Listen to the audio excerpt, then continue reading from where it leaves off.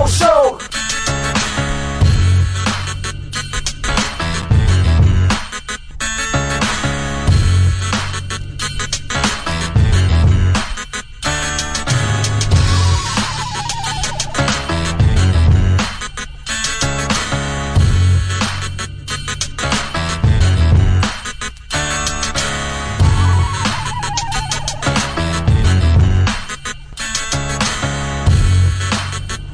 This is the Big O Show. This is the Big O Show. This is the Big O Show.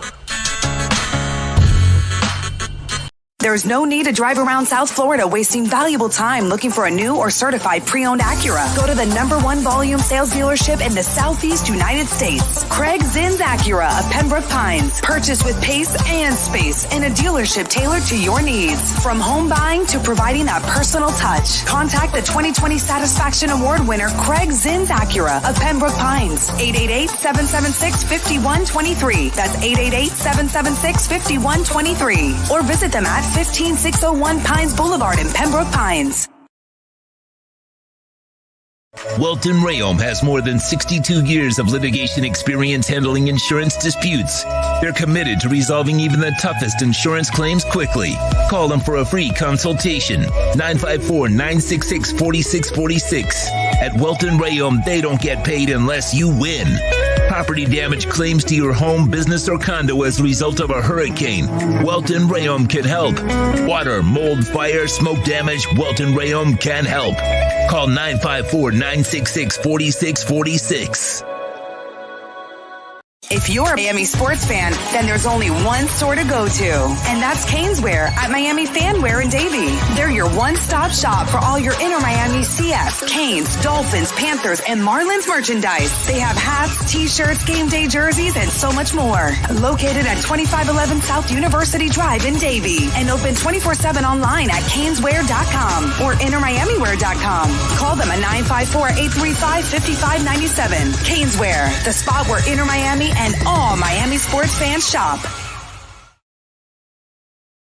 Why is it that you get locked out in the worst moments of your life? Where are my car keys? Man, I can't find my house keys. In those frustrating moments, you need a locksmith you can count on. A. Lenny Locksmiths in South Florida, from Miami to Port St. Lucie. In Central Florida, A. Lenny locks it down in Orlando and Tampa Bay. Lockouts or lock changes for home or business, car key replacements, and programming all model cars. 24-hour service. Call them at 855-869-5625. Go to the website at alennylocksmith.com. Oh, great. You have a doorbell camera. Now you have a front row seat to your house getting robbed. They're breaking into my house! Ooh, there goes the TV. I'm sure it'll turn up at the pawn shop. No, not the TV! Just because you can see them, that doesn't mean you can stop them. With Slogans, you get 24-hour monitoring, a free home security system, and professional installation. Plus, free doorbell camera, one that'll actually work for you. Get out of my house! Get out of the house! Call 1-800-ALARM-ME.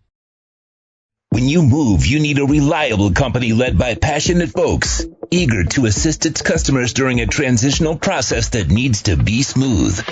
Call Essential Moving Experts at 844-368-5750 for all your local and long-distance moving needs. You can rely on Essential Moving Experts. Mention the Big O Show and get $150 off. Family owned and operated, they offer free 30-day storage, full-service moving, fully licensed, bonded, and insured.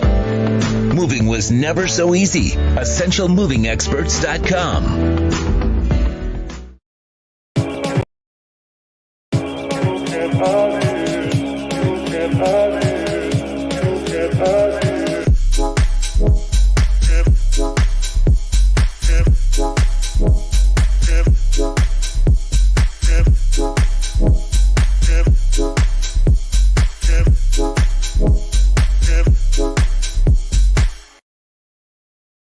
For over 16 years, EJDconstruction.com has provided South Florida residents quality craftsmanship, accurate project management, and exceptional service. That's why EJDconstruction.com is an A-rated member of Angie's List and the Better Business Bureau. When you're looking for the right custom home builder for additions or home remodeling, please call my friend Eric at 305-433-4843. That's 305-433-4843 for EJDconstruction.com.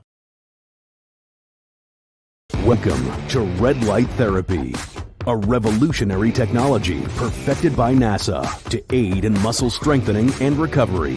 Red and infrared light has the capacity to penetrate deep into the cell's mitochondria, potentially leading to increased energy, faster recovery, and the optimal performance your body demands. Train, fight, recover. Sports Grill on Bird Road, Miami Lakes, and their newest location in Doral is now hiring. If you're looking to join a great company and South Florida institution, give them a ring or drop an email. Sports Grill is hiring all kinds of positions from hostess to servers, bartenders, or join the kitchen staff to craft some great food for their amazing customers. Please send your resume to m.cruz@sportsgrillmiami.com or call 305-219-5726. That's 305-219-5726. Sports Grill. Good food, good drink, good friends.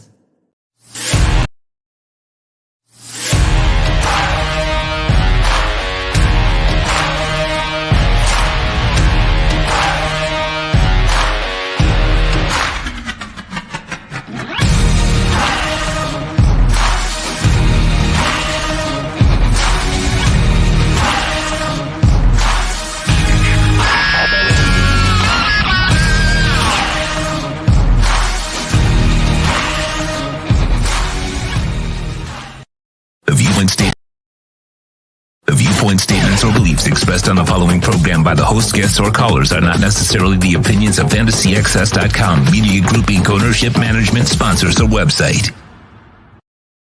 When it comes to South Florida sports teams, very few in the media have witnessed, lived, and covered it like the Big O. Let's start the program dedicated to your favorite South Florida teams with a passion that's unmatched. The Big O Radio Show is on. Here's the Big O. All righty. Welcome aboard. Good morning, boys and girls. You made it. It is Friday, and we are here at the beautiful KSDT CPA offices. Sean Stanley by my side, the man that masters this program every single day. How you feeling, Sean? You feeling good? You feeling Friday today? Are you feeling Friday? No, there's never a Friday for us. No.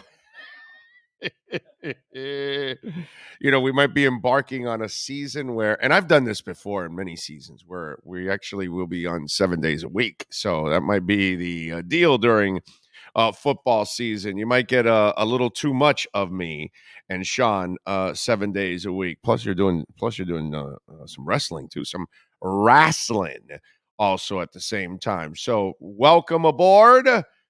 We are out here at the KSDT CPA offices in Doral. Remember, we've got 3 offices now.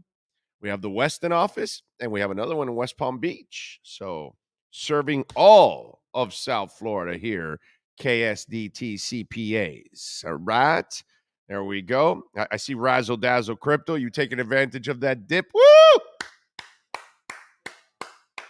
I'm loving that dip, man. Oh! Got myself a little more Algorand. Got a little more. What did I get this morning? I got some Algorand. I got a little more Theta. I love Theta.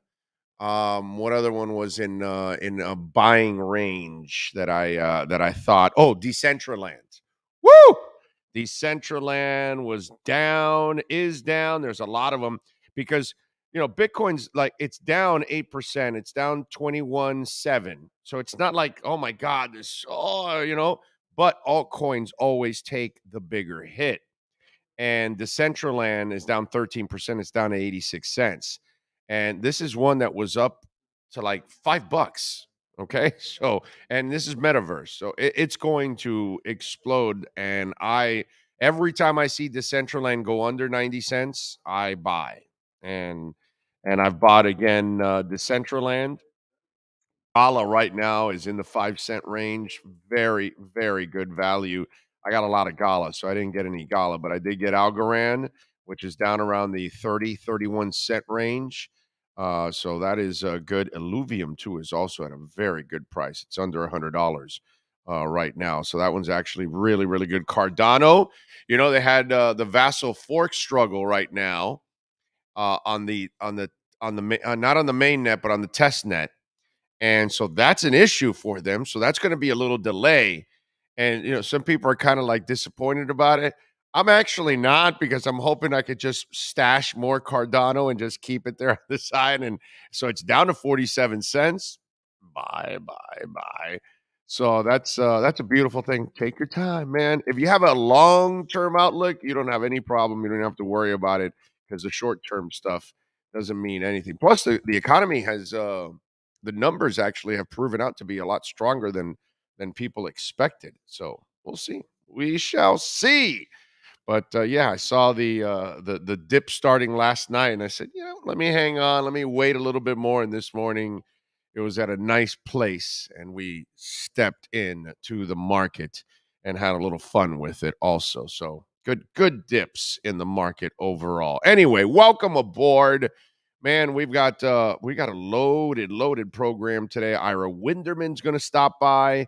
Manny Navarro. Let's see, Craig Mish will stop by, and we'll have some fun. Omar Kelly also is set, but he's got some conflicts, so we'll see if we can try to get him in there. We're going to try to get him into the program here to talk a little Dolphins. If not, worst case scenario, tomorrow. By the way, are you subscribed to our Big O Show Cuts channel? I hope you are, because tomorrow we're going to be on it doing a little live programming during the day. We will be on later on in the evening doing a post-game show for the Dolphins. So, tune into that. But we definitely will do a little something tomorrow around noon.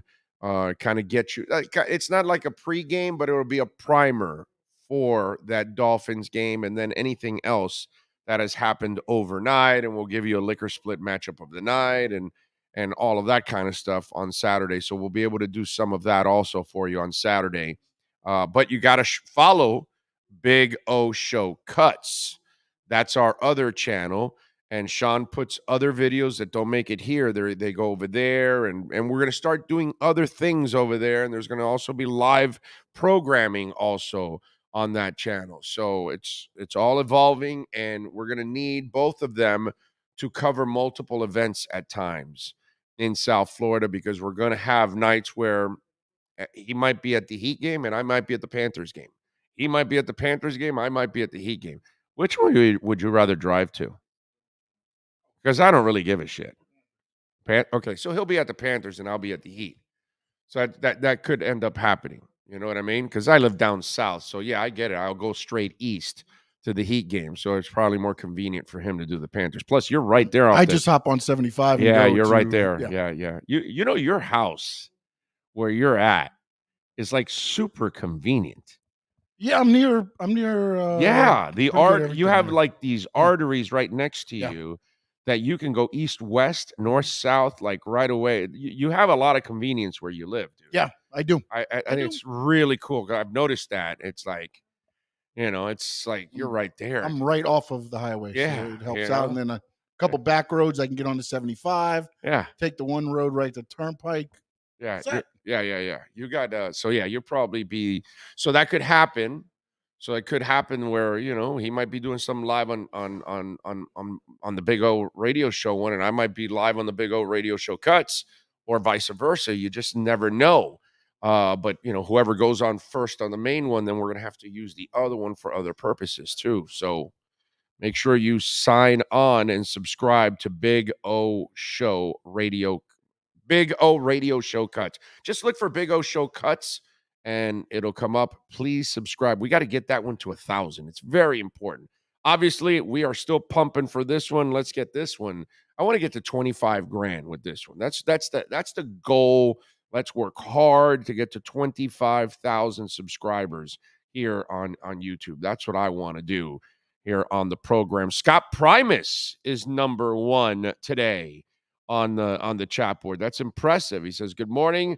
I'm always here. Just don't hit the chats. Y'all have an awesome weekend." Well, thank you, Scott. Appreciate you, man.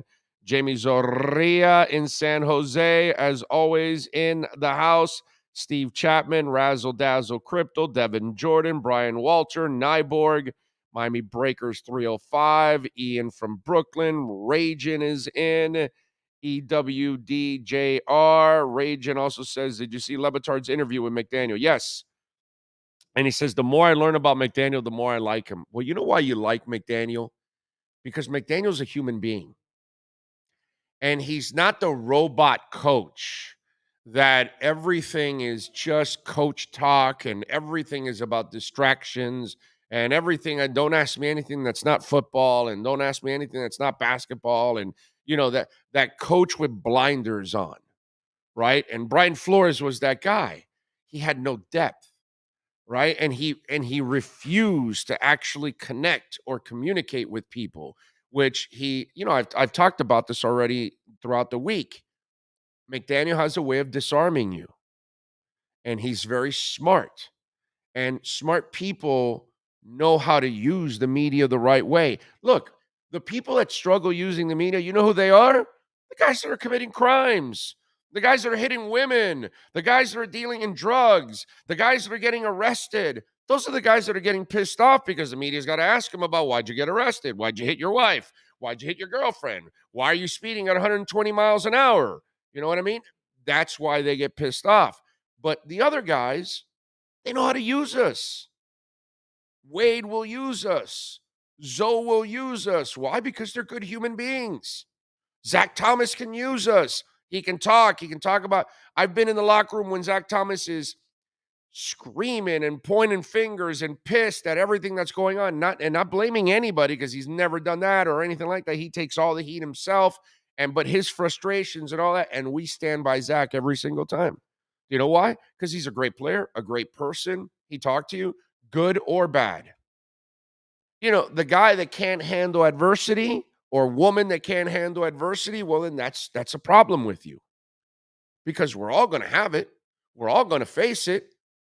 We're all going to have to deal with it. And so McDaniel, instead of trying to avoid,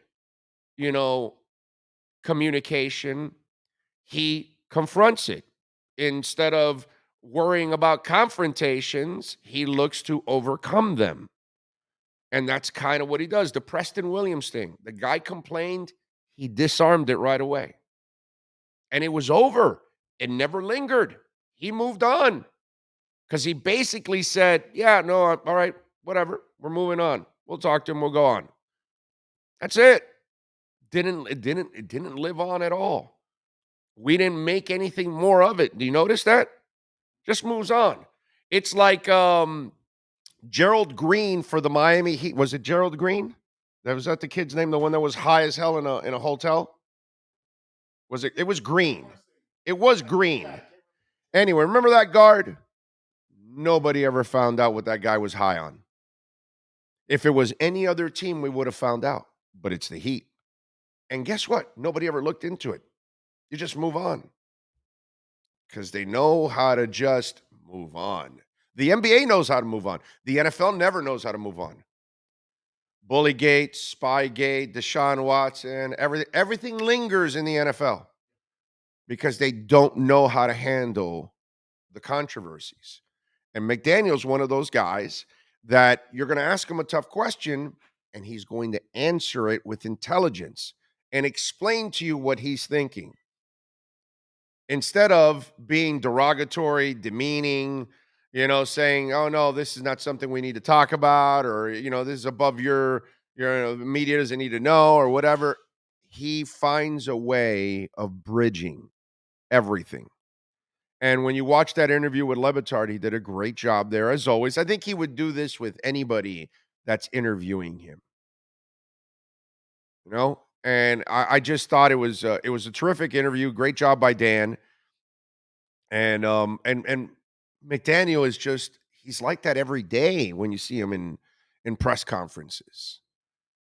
When I asked him about what do you do with Connor Williams on that switch, and he explained how he's gone through it before, how Frank was the center for Ben Roethlisberger, so his main coach was a center and can explain to him and all those kind of things that we didn't know about that. None of us really knew that Frank was the center for Ben Roethlisberger at Miami of Ohio. So while he's been an exceptional O-line coach, he also was a center. So the transition for Connor from guard to center is very hard. It's an incredibly hard move from guard to center if you've never played center. But he's making it, and he has somebody to mentor him along the way. And so he takes the time to explain all of those things for you. You know, and there were several times over the last week or two that I've been there that I've had to ask follow-up questions that aren't necessarily easy ones, and he answers them with grace, with class, with dignity, and then respect. What a concept. So it's easy for you to be respectful to Pat Riley because he's going to be respectful to you. It's easy to be respectful with certain people because Dwayne Wade's always going to be respectful to you. So is Jason Taylor pretty much. You know why? Because those are good people. So you're going to treat them one way and they're going to treat you back the other way. The confrontations come from the people that are normally jerks. It's just usually what happens. And so Mike McDaniel, you will treat him the way he's treating you now. Overall. Brian Flores, you will treat him one way because he felt like treating you one way. And that's just the way it goes. And so, yeah, it was a good interview. It was like a 50-minute interview. The video is up. I saw it yesterday. I watched it. And I do want to go over one of the things that was said in that one. And I will talk about it in a few minutes. What do you got to say, young man? No, I want to say the one thing too that I hear, no matter where you hear, his message is always the same. He never change. You know what I'm saying? Like everything is the same. It's not like you can. Consistent. Yes. Yeah, it's consistent. The message is very consistent across the board. Yeah, and you tell it's real. It's genuine, which is the word that everybody's using right now around camp. He's a genuine person. Yep, definitely. Ray says, what are your thoughts on Watson's 11-game suspension? I would have given him the whole year. We talked about it yesterday, Ray. It's there. You know how it is in this program. We're digital. We talk, we lay the content out, and then we move on. I was disgusted with it, but you can get I elaborated on it yesterday. You segmented that, right? I'm sure. Somewhere on Watson's. Huh? Yeah. So it's there, my brother. But I'm disgusted with it. Like I say all the time, the NFL does not care about women and never has. That's why they always fail with all of this stuff. Ron on the all-night telethon says Sean does a great job with the Square Circle show. CM Punk stinks, he says. Okay. Just want to make sure you agree that CM Punk stinks. Okay. All right. I'm not going to say CM Punk stinks, but CM Punk's got his way. He's the Flores of pro wrestling. How about Lisa Rose? She's on the chat board there. She says, morning, Owen, Sean, and Finn's fan from St. Louis. Remember, buy the effing dip. Build your crypto. That's right, Lisa. Not only that, Lisa's in St. Louis. So she texted me yesterday, okay? She's in St. Louis watching Albert Pujols hit a grand slam. God bless you, Lisa. Enjoy your trip out there in St. Louis. That is awesome. That's a blessing. You go to St. Louis and Albert Pujols hits a grand slam in the twilight of his career. Oh, I'm so happy because I have a signed baseball. Oh, yeah? From Albert Pujols. Okay. Yeah, so I'm hoping. Okay. Hoping. It's my ticket. $200. Something. We had him on once in our Craig Mish and I were doing a fantasy show. And we had Albert Pujols do a promo for us. I still have it if I was in my studio, I would have played the promo now. But yeah, I remember that. Pujols is a nice guy. And so, it's one of those where guy's had a hell of a career. He's been a gentleman throughout his entire career. again, another guy that kind of carries himself the right way, overall. And that's why you treat him one way, the way he would probably treat you, Anthony Campos is in. James Vivinetti says, I get to see live football at Hard Rock Stadium tomorrow doing Chicago road game, and I'm trying to do the Chargers game, which should be the second road game this season. Oh, by the way, you have you can stop by the stadium to pick up your credential. Yeah, so not that we should be talking about that on the air, but yeah, forgot to tell you, you gotta get your credential. I will be walking around tomorrow pregame and going out to some of the tailgates. You guys have given me some of the directions where you're going to be at, so DM me on my Twitter at Big O Show, or on Instagram at Big O Radio Show, or of course our Welt and Rayom text line 855-912-1056. If you're going to be tailgating, I want to go by tomorrow during some of the tailgating stuff and hang out with you all out there before the game. And then I'm going to hang out in the game probably the first half. I'll probably take off in the second half, go home, watch the second half, and then do the post game show tomorrow. So we will definitely be out there. So if you are tailgating, give me the spot where you guys are going to be at. I want to visit some of you out there and have some fun. I am not going to overeat. Okay. But hopefully, Campos, I will see you and others out there. Nikki Davis is in. She's listening from the Bluegrass State. I love it. G. Reed is in. Says, make the workday a little better. Appreciate what you do. I appreciate you, sir, for tuning in. Play Action 7. Travis Auxier says, McDaniel's interview with Lebitard was awesome. Huge fan. Adam Sadowski is in. Ricky Butts. Chad is in. Kyle Cockrell is in. Yes, we are seeing your message, Kyle. Okay. Jeff Peterson is in. He says, I really enjoy your work. Thank you for the great platform. Thank you for your support, Jeff. That's this platform will not succeed without all of you, subscribing, visiting our sponsors, smashing the like button, all that stuff, man. It's very, very important. So thank you all. Sean and I are just floored with the support we get every single day. Ron is in. Greater Good. Ray says, we talked that. Victor, Gus 1388. Mark Gay is in. Brett Dodger in. 6193. Jonathan Cagle. He says, hit that like button. Samuel Rosa. Richard Machado says, LaShawn McCoy from I Am Athlete interviewed Chase Edmonds. He was very knowledgeable and mentioned how McDaniel explained to him how outside zone scheme and how most of the 2K rushers were zone runners. Yep, exactly. Karen S. is in.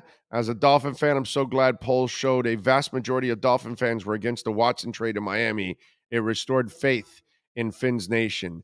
It's, Karen, the part that's disgusting about our sports society is the win at all cost idea.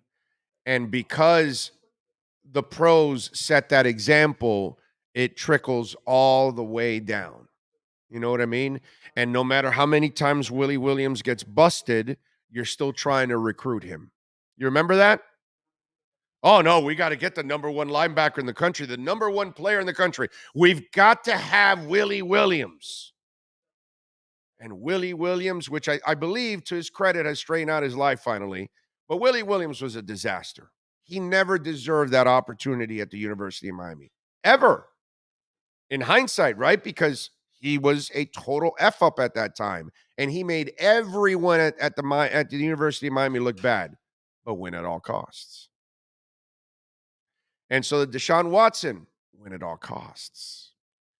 And in high school, win at all costs. And you'll do whatever you have to do. And, man, I know a player that was staying at a coach's house so he can be playing in the district and playing with the team and helping them out. You know what I mean? Like, it's the stuff that goes on, win at all costs. That's why it becomes disgusting. Lawrence Phillips drags a woman by her weave down several flights of steps. Gets suspended the entire year for Nebraska, but Tom Osborne has never won a national championship. Win at all costs. Let's bring Lawrence back for the bowl game. Win at all costs. No matter how disgusting he is as an individual. And Mother Earth is way better without Lawrence Phillips in it. Society is way better without Lawrence Phillips in it. So the fact that he's dead and I'm talking bad about him, I don't care. He was a terrible human being. Win at all costs. And that's what has become disgusting in what we do because it sets a terrible example. And it allows Antonio Brown to be the idiot that he's been over and over and over and over and over again until it was so obvious that they had to, okay, that's it, it's over. We can't bring him in anymore. So now the NFL has finally learned its lesson. But it takes, I don't know how many embarrassments.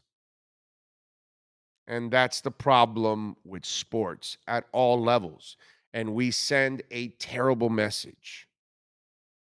When Steve Howe can keep failing one cocaine test after another and the Yankees keep giving him a chance. You know, it's been going on forever, man. It's not just Deshaun Watson. It's not just, no, it's Steve Howe back in the day. And it just sends a horrible message. And any Dolphin fan that wanted Deshaun Watson, shame on you, man. Shame on you. You want a disgusting and vile individual who is just grotesque at every level. He's not a real man. He doesn't have respect for women. And just because you want to win, you want Deshaun Watson as your quarterback? I hope those of you that wanted Watson, I hope that you repent. I hope you now regret after you watch what Cleveland's going through right now. I don't want a Super Bowl that way. I would not feel good watching the Super Bowl and Deshaun Watson is lifting which I don't think is going to happen, by the way. I just don't. I'm a big believer in karma. And I think there's going to be a whole lot of bad karma that's coming Deshaun Watson's way. So he will be vilified in public for the rest of his life. That will be one of his penalties. And he's going to have to live with that. He can profess his innocence everywhere he wants. Deep down inside, he knows he's guilty as hell. He knows he's lying. We know he's lying. But he'll continue the lie. Because, that's kind of the thing today. Just repeat a lie, repeat a lie, repeat a lie, and you'll get enough people to believe the lie. So, yeah, that's the problem, Karen. We are disgusting at every level when it comes to,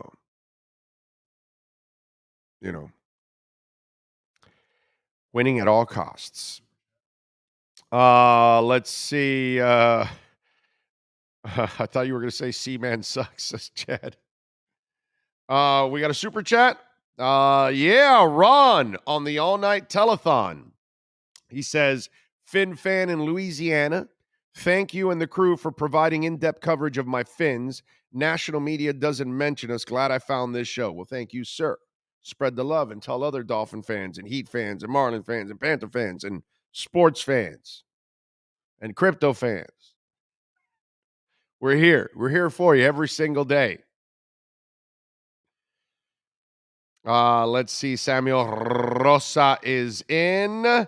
Corn, Iowa Productions is in. My brother-in-law was at that game in St. Louis. Nice.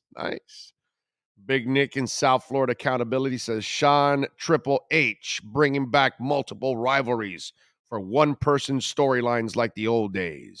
Awesome. There you go. Nico Jones says, tomorrow night will be fun. Yes, it will be. As long as you love development. Okay? Like I'm the idiot that loves the summer league in basketball. I'm the idiot that loves, training camp, and I love the draft, and I love foundational stuff. I think it's super cool because that's where it all starts. So it's fun to watch Duncan Robinson come out of nowhere and build up his career. You know what I mean? Those kind of things are awesome when you're able to do that kind of stuff. And to watch whoever it is, Nick Needham, grow up from nothing to something beastly. It's fun. It's fun. I like it. I like to see that. So I'm a fan of that. So preseason for me is fun. Spring training is fun. Summer league is fun. I enjoy that part of sports. A lot of people don't. So that's, most people, you watch preseason, you watch maybe the first quarter, and then you're done. You don't want to watch anymore. I'm the idiot that watches all the way through and enjoy everything when it comes. I enjoyed being at the summer league. It was a lot of fun. All right, it is time to, speaking of summer league, speaking of basketball, we've got Ira Winderman, baby. Yes, sir. He is locked and loaded with our Acura Pembroke Pines Miami Heat and NBA report next. Heat fans, time for the best insight of your favorite team with insider Ira Winderman, exclusively on the Big O Radio Show. It's the Acura of Pembroke Pines Miami Heat and NBA report. Here's Ira Winderman. Friday, Acura Pembroke Pines celebrating their 14th year and 12 years in a row now, the number one volume sales dealership in the Southeast United States. You got to check out the 2023 Integra. It's in, it's sharp, it's beautiful.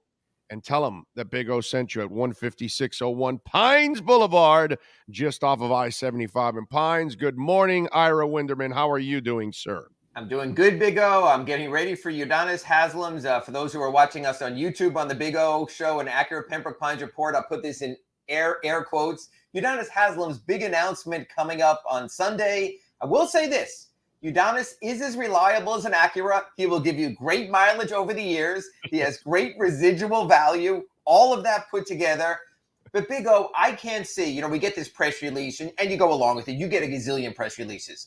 Udonis Haslam will announce his next career plan Sunday at his youth basketball camp at Miami High.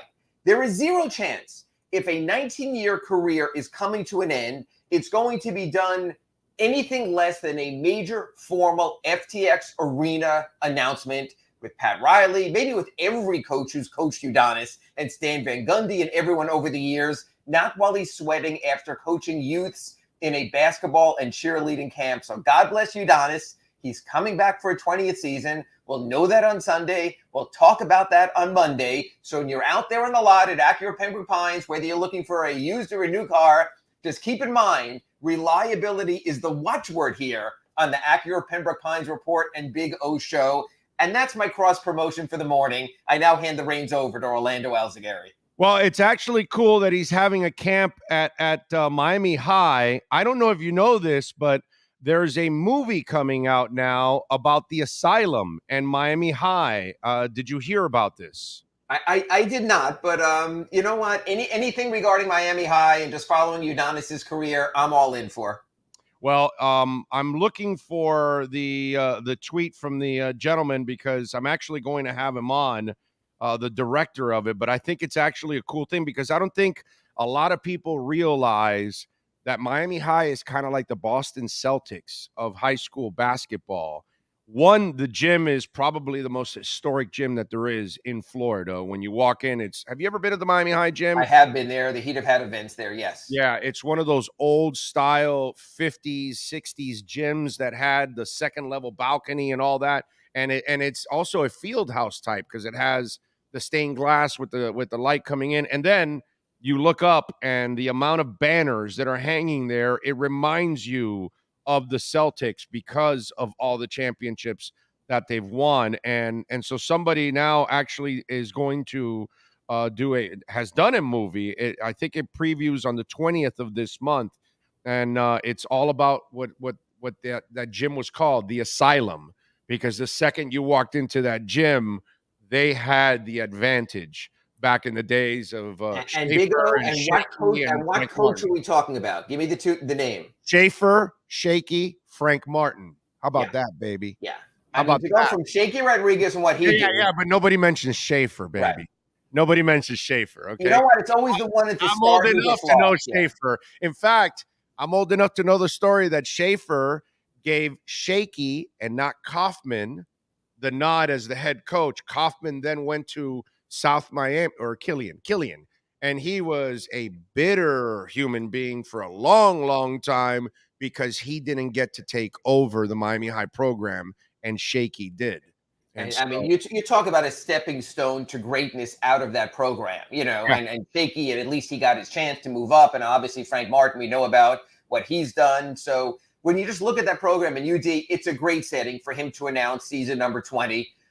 You know what I like about this whole UD thing, the way it's played out, is I think there might have been some bitterness if it happened right away, where you said, well, what about player X? What about player Y? Why is he taking this roster spot? Now, as you see the NBA free agency list sort of settle down, it really comes down to either you're bringing back Markieff Morris or you're bringing back Udonis Haslem.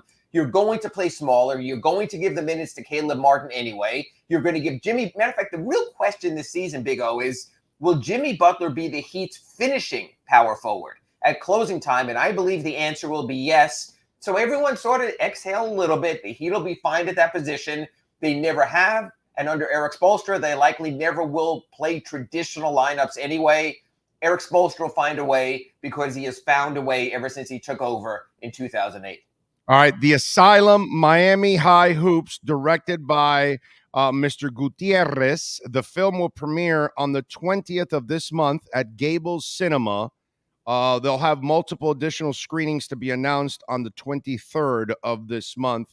You can actually follow the folks at Audible Sports on Twitter, and Jay Gutierrez FIBA also on Twitter. He is the director of The Asylum. Jay Gutierrez FIBA is the Twitter handle, and we look forward to having him on next week to talk a little bit about The Asylum. So I'm looking forward to that. That's actually pretty cool. And I had the pleasure of being in the locker rooms at times with Frank Martin, because obviously I've gotten to know Frank over the years. And so I was doing Spanish radio and wins back in those days, working with Eddie K. And so I would go down to the Miami High games, and Frank would let me go into the locker rooms at times at halftime, and I just stand back and just listen to him roar, at halftime. And so I got to see those Udonis Haslem teams when he was a kid and all that, and that was a lot of fun back in those days. That was a great experience. I thought high school basketball in those days was a lot of fun. Nowadays, I don't know. Obviously, I'm so old now that I'm not. Well, to talk to an old fart like you, what's changed is the whole AAU scene that's pretty much usurped high school basketball. That for a lot of these kids, we can't wait till the high school season's over so we can get to our real team. So we can tour all summer. So we can go to Vegas and the big tournaments and the Nike tournaments around the country. So it's sort of taken over. What was it? This week we saw a story about, the image and licensing for some second graders who were the top of their class, and their dad already wants to get them contracts. So it's a different world. Let's not be old men and get off my lawn, but let's appreciate what they did at Miami Senior and those years, especially with Shaky and especially Frank Martin. All right. So what do you decipher from this 2-year monster deal that LeBron signed with the Lakers? Well, it's interesting. When I spoke to Kurt Heelan on our RedRecover.com Inside the Paint show on Wednesday, like he said, it was expected. LeBron gets what LeBron wants. He will still turn the screws for the Lakers. It's really interesting, Big O, and we can relate this to the Heat. A lot of people are, well, if the Heat trade away Bam or Tyler, they're ruining their future. You've advocated for months with me. The one thing you liked about the Heat is it's a bridge to the future. No matter what happens now, you might have Tyler, you'll have Bam, you have young players you can grow with. That's nice. What the Lakers are saying is sort of where the Heat are right now. Screw the future. We're going to live in the moment because life is about the moment sometimes. Yeah, so the Heat, as you've spoken to me, you have a 36-year-old Kyle Lowry. You have a 33, 32, 33-year-old Jimmy Butler. You have Victor Oladipo now in his 30s. And the Heat are talking about getting older players, Kevin Durant, who's 34. And there's something to be said for that. What LeBron did with his extension is stop talking to me about all your cap space. We're going to win now. I'm going to be here. We're going to trade our 2 future first-round picks that we can. I don't give a rat's ass if they're non-protected in 2026 and 2028. I won't be playing then. I want to win now. And so I think that the Lakers are going to become a win-now team where, hey, 2-3 years from now, they might be right back in the dumps where they were before LeBron, but they're going to seize the moment. It's very much of a carpe diem kind of moment for LeBron. And you know what? Greatness deserves to be rewarded. Just like Dwayne Wade at the end of his career, players like that, when you get a player like that, even Kevin Durant to a degree, I understand where KD's coming from. I can't get involved in soap operas. I'm 34 years old. I can't wait to see if Kyrie wants to play or Kyrie doesn't want to play. I have to decide right now what I want to do. So I think when you look at this situation with the Lakers, it almost mirrors the Heat. That's why LeBron liked the Heat. The Heat were never looking forward. You can talk to me all you want about Mike Miller and luxury tax, but they gave him Battier. They gave him Birdman. They gave him Ray Allen. They gave him win-now talent. They didn't worry about the ages. That's happening with the Lakers right now. To me, it comes down to, can Anthony Davis stay healthy? Can he retain his greatness? It's interesting. There were times you and me, Big O, could talk about AD as one of the 10 best players in the league. Easily. And there were other times I could talk to you, and you would go to me, who? Oh, yeah, that guy plays every now and then. Yeah, he's a top 10 talent, but he is not a top 10 player because his availability is rare. And that's why we don't put him in the top 10, because he's not reliable and he's not durable. And nobody ever denies the God-given ability. My Lord. I mean, it's there, but there's something with his body that just doesn't hold up. Now, you talk about, dramas and you don't have time for the clown show and all that stuff. Well, where does the Kyrie Irving thing stand after this contract signing? Can they even entertain that? Will they even entertain that? They have to. And as Kurt Heelan pointed out in our RedRecover.com Inside the Paint show on Wednesday, the Lakers don't have cap space. And that's what LeBron realized. It's not that we're going to have enough for a max player. A max player these days makes $39 million. It's otherworldly. Hard to do that with LeBron and Anthony Davis under contract. But if you trade for a Kyrie Irving right now, you get his bird rights. People familiar with our Acura Pembroke Pines reports know then you could pay him an unlimited amount. The Lakers have to trade for a star this season because they then have to be able to have the ability to be able to pay him bird rights going forward, which is why, again, you're hearing Buddy Hield, you're hearing some Miles Turner. They have to make a deal. So it's really interesting. How toxic is Russell Westbrook? Could a team actually trade for Westbrook this year and expect him to contribute? Or has that ship sailed with his attitude? That's why the Lakers have to sweeten it with 2 picks. And let's face it, Big O, let's go back to what I just told you. The Lakers are all in for the moment. So this season, 22-23, then LeBron's 2 seasons, 23-24, that season, 24-25. Well, after that, they could be absolute garbage. So if they trade those first-round picks in the future, after those years unprotected, that could be some really good lottery capital that you could wind up with. So it's a matter of how much are the Lakers going to mortgage their future. I think that's sort of interesting the way that might play out. Well, how much ammo do they have left for trading? How many first rounders can they trade? They have right now 2 first-round picks, either 26-28 or 27-29. Again, they're going to be awful there. So you could say those are 2 potential number 1 picks if they don't protect him. That's what teams want, because Russell Westbrook's contract is so toxic. I think I'd say, Big O, 90% of the teams who might trade for him will immediately waive him and just let him go into the ether. Right. It's not worth having an unhappy guy in a place he doesn't want to be. And I don't think there are many places Russell Westbrook wants to be, honestly, other than the Lakers. Maybe he'll go back to the Clippers then and take a minimum deal and try to salvage alongside another salvage story in John Wall. But that's the problem. So the Lakers either have to go all in with those draft picks and absolutely sell their future down the toilet. And the great story is the Lakers became great because back in the day of Showtime, they got all their first-round picks from Ted Steppe and the Cavaliers owner, when all of a sudden James Worthy was there from a pick the Cavaliers traded the Lakers. So it's a matter of how much do you risk. But you know what? The Lakers are living in the moment. People forget they won the 2020 title. They were champions 3 seasons ago. They want to maximize their LeBron value. The whole thing about they were champions 3 seasons ago. You know, that's just I feel like cutting my liver out and just putting it on the table and just slicing it apart. It's just like, You know what? hey, You make his last two deals. titles, a suspension from the Warriors kind of gave him the break there, and then now the injuries to the Heat opened the door for that one. It's just those last two titles are just kind of, you know, I don't know, right place, right time type of thing. I get all that. But when you make a deal with LeBron James, and I don't mean this negatively, you sort of make a deal with the devil that you must live in the moment and sacrifice anything and everything.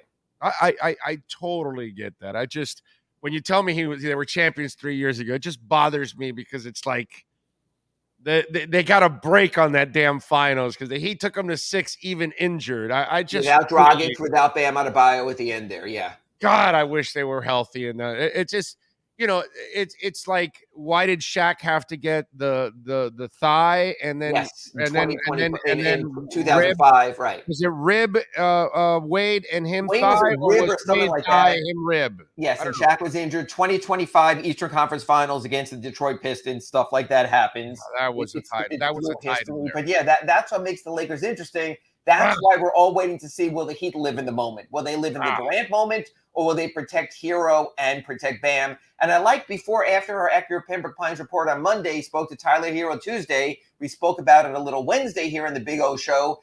I like Tyler's attitude. I'm getting ready for a season. Don't know if my season will be in Miami. Don't know if my season will be elsewhere, but I'm going to be ready. That kid has become a pro's pro after 3 years. All this talk and worry about the off the court. Does he have too many endorsements? Is his head too big? That kid's turned into a good worker. That might be another case where the Heat culture has rubbed off on a player, whether it's here or whether he takes that culture elsewhere. Tell you, man, it's that Heat Lakers series bothers me. Get over it. Like Kane's Penn State. No, I won't get over it. No.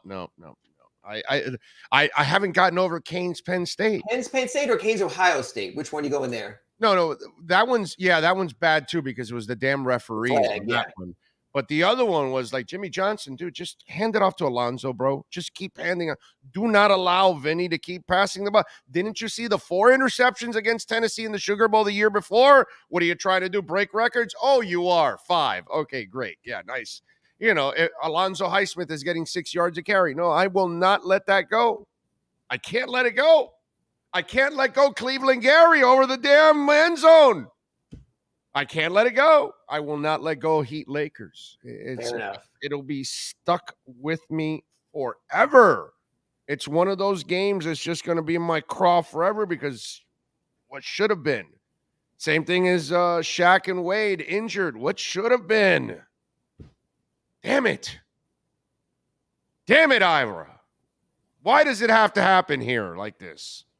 You know what? It's been a pretty good 3-year run. NBA Finals 3 years ago, Eastern Conference Finals, the one game of the final last year. You look at our other teams, Canes, Dolphins, Panthers, appreciate how far they've gotten. Don't lament what went wrong. All right, so what do you put on right now? If your gut, you have to put on a percentage of Durant or Donovan Mitchell. Where's that percentage now after a couple months, and now we're on the brink of turning the corner to get to a training camp soon. I've always felt the Heat had the better chance for Kevin Durant because I think the Heat were more inclined to go big in that direction. I think their thought has been, yes, Donovan Mitchell's a nice player. We like him a lot, but Tyler Hero's nothing to shrug your shoulders at. He's already here. We could make that work, maybe save him for another trade. Durant's really interesting. I mean, Durant hasn't turned all the screws. You know, people think he's already gone in. He's demanded that the coach and the GM are gone. There's another month of Kevin Durant drama. No one controls the Twitterverse better than Kevin Durant, whether it's his main account or his burner account. So I think if he wants to get out, he can force a hand a little bit more. And how uncomfortable, you know, Eric Spoelstra always talks about there's nothing wrong with being uncomfortable. On the court, that's true. Off the court, that's not. I forgot who tweeted this today, so I apologize. But what if Kevin Durant comes out in support of Taiwan or Hong Kong when he has Joe Tsai, the Chinese owner there in Brooklyn? Can he then keep the guy? Does it take it too far? Does he make it political? There's a lot of angles still to be played here, Big O, and there's a lot of time. Again, what are we, August 19th? We're still a month and a week away from the start of training camp. This thing will get uglier before training camps begin. That's my thought. All right. Did you see what happened to him already on the Hard Knocks? On Hard Knocks, I did not know. Yeah. Kevin Durant was part of Hard Knocks. Let me bring it up for you. So the wide receiver Amon-Ra St. Brown's father was there with the kid, right? And he's, working out. And so the son goes to him, the father goes to the son, you got to train your whole body. Kevin Durant and these guys mess up their Achilles. I have questions for guys like Kevin Durant. When was the last time you did calf raises? And then the whole clip was put on social media, right, with the old man picking on the kid, and Kevin Durant retweets it and puts today. He's the best. He's the best. But Big O, you know what, Big O? Because you have a gazillion Twitter followers, and especially over the years, to take the time to find all this stuff, even with the staff that you and I don't have. It is amazing how in tune to social media Kevin Durant is, and how he lets it get to him. Even you, come on, you and I both see some of the stuff mentioned in our Twitter accounts and how we try to stay away from it. Kevin Durant misses nothing. No, he's got a comment on everything. He does have, and by the way, can I defend Kevin Durant here on this one? I've covered athletes all over the place, and you have too. We know athletes that, Lord, they work on their lower body, but brother, their calves just don't respond. It's one of those things that they try and they try and they try, and it just doesn't respond. There have been athletes in the past that I've covered that you talk to them like, man, your legs are a little skinny. He goes, man, I try as much as I can, and I cannot get it, to go. And I think Kevin might be one of those dudes that's just genetically who he is. And it's harder for him to build up those calves. You know what I'm saying? He's kind of like a thoroughbred, that the thoroughbreds are, all the way down and kind of very fragile towards the bottom. But if he sprains the Achilles again, we won't shoot him. So don't make the exact comparisons to that. He'll be fine. He works hard. That Achilles, again, he pushed himself too hard in those finals. He had the knee injury. Right. He pushed himself. That wasn't out of not doing something. That was overdoing something. By the way, he was at risk this year. If you watched him by the end of those playoffs, or by the end of their run, he was worn out. He was out of gas. And that's why this is happening. The whole season. Dude. And that's why this is happening, because if you can't rely on Kyrie again, it's going to be the same story. And look, if you can't rely on Kyrie, who's you relying on? Ben Simmons? Yeah, you can't rely on that already. Well, Ben Simmons has been in our milk cartons for the last year, Right. So, and that's why I think his head is just give me people who show up. Jimmy shows up. He shows up at the moments of truth. Kyle Lowry, yes, he had the injury last year, but his history is he shows up at moments of truth. Bam shows up. He tried to push himself through those finals when Myers Leonard had to start a couple of games. He pushes himself. That's all he wants. He wants to go into camp with guys who said, I am riding with my guys, but those guys better be riding with me.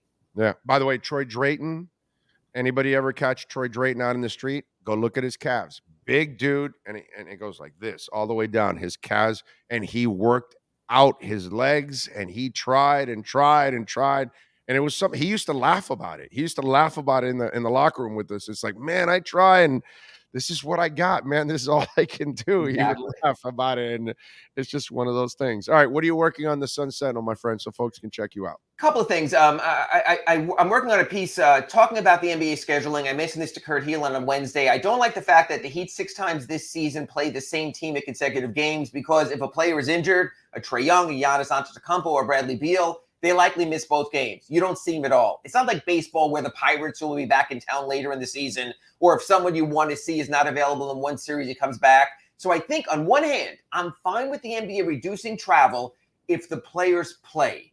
But if they're going to pull that load management crap again, and we still don't get to see them in more than one trip in, then I think the league overplayed its hand. So I did a Sunday column on that, ranked the Heat's strength of schedule, did speak to the NBA about the Heat not having a Christmas game.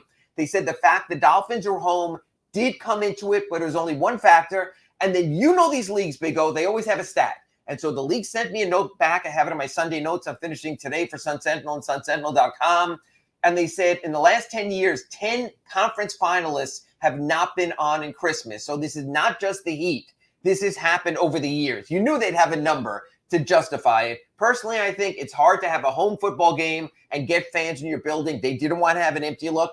I understand that. The NFL is king. The NBA will have its worst Christmas ratings ever this year. The worst thing that happened to the NBA this year is Christmas coming on a Sunday. Bah humbug. They'll have to deal with it.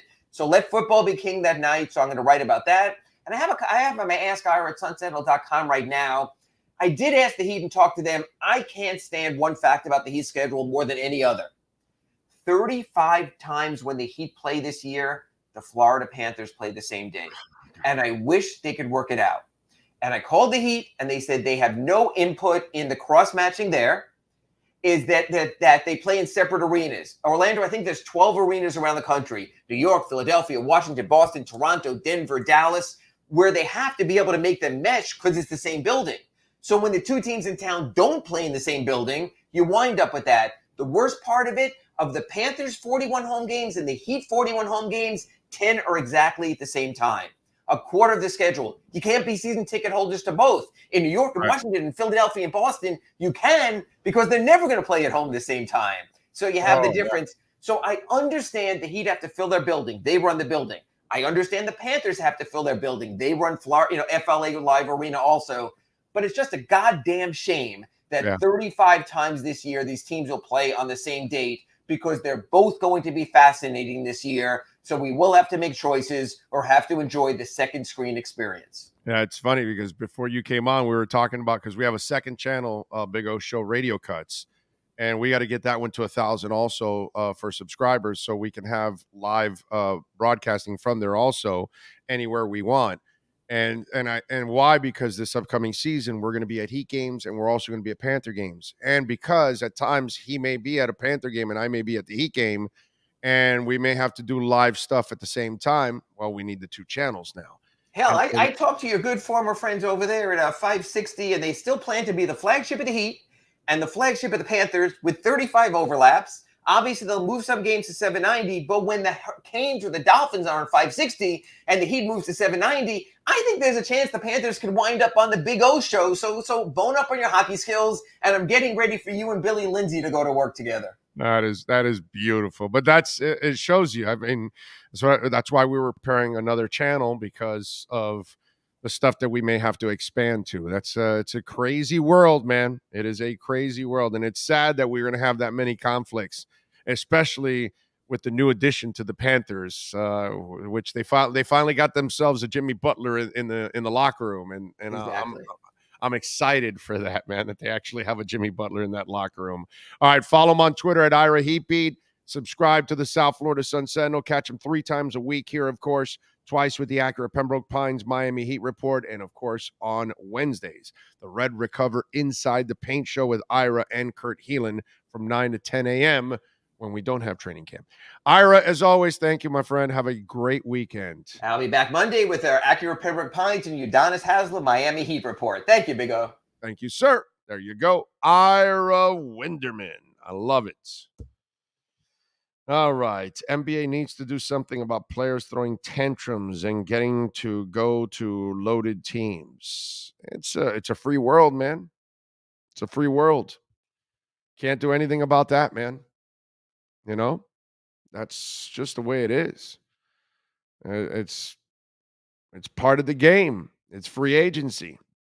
You really, and the problem is the small market teams, and look at baseball. It's hard. They're going to have to come up with a way where, and I don't know if they can. You got to come up with a way where it's more even, more equal. And when people can go, with over the luxury tax and pay like the Lakers, and if the Heat want to pay the tax, they can do it, but not every team is willing to keep multiple players that have bird rights and take them, way over. That's kind of crazy. You know what I'm saying? So it's hard to create an even level playing field without a hard cap. And that's what football has. They have a hard cap. And the hard cap is really the only way you're going to do it. If you have the bird right stuff or luxury tax and you have any way that you can circumvent it, and then that gives the bigger market and deeper pocketed teams the advantage over the lesser teams. Just like when you take Nature B every single day, those 2 golden capsules, oh, baby, those 2 golden capsules will power you all day long with 27 vitamins and amino acids, 28 minerals, and powerful antioxidants. And right now, we got a great deal going on. Take advantage. I've been telling you about Nature B for 20 years now. Okay? My daughter takes it. My wife takes it. I take it. Boost your immune system. That's what I love it for the most. There's energy. There's stronger nails, fuller hair. It's great for digestion. Helps those creaky bones too. It really it helps for good nutrition. So when it comes to your stomach and processing everything in your body, it helps you all throughout. I mean, really, plant pollen has so many benefits, from your digestion to, of course, your immune system, to your energy, everything. Nails, like I told you, the benefits are endless. All right. This is why I tell you, go get it. 2 golden capsules every single day in this virus-filled world. You get a little extra protection every day for pennies a day. This is why you got to take advantage of it. And right now, you use our code Big O. We're going to give you 1 month free and free shipping. All you got to do is buy 2 months. You'll get the 3rd month for free and free shipping. You got it? Use our code Big O. Buy 2 months, 3rd month for free and free shipping. Go to natureb.com. All right. There we go. All right, let's get ready for hour number 2 of the program. We are coming to you live from the KSDT CPA offices in Doral. Manny Navarro in our Canes Wear Miami Hurricanes report. That's next. When you move, you need a reliable company led by passionate folks, eager to assist its customers during a transitional process that needs to be smooth. Call Essential Moving Experts at 844-368-5750 for all your local and long-distance moving needs. You can rely on Essential Moving Experts. Mention the Big O Show and get $150 off. Family owned and operated, they offer free 30-day storage, full-service moving, fully licensed, bonded, and insured. Moving was never so easy. EssentialMovingExperts.com.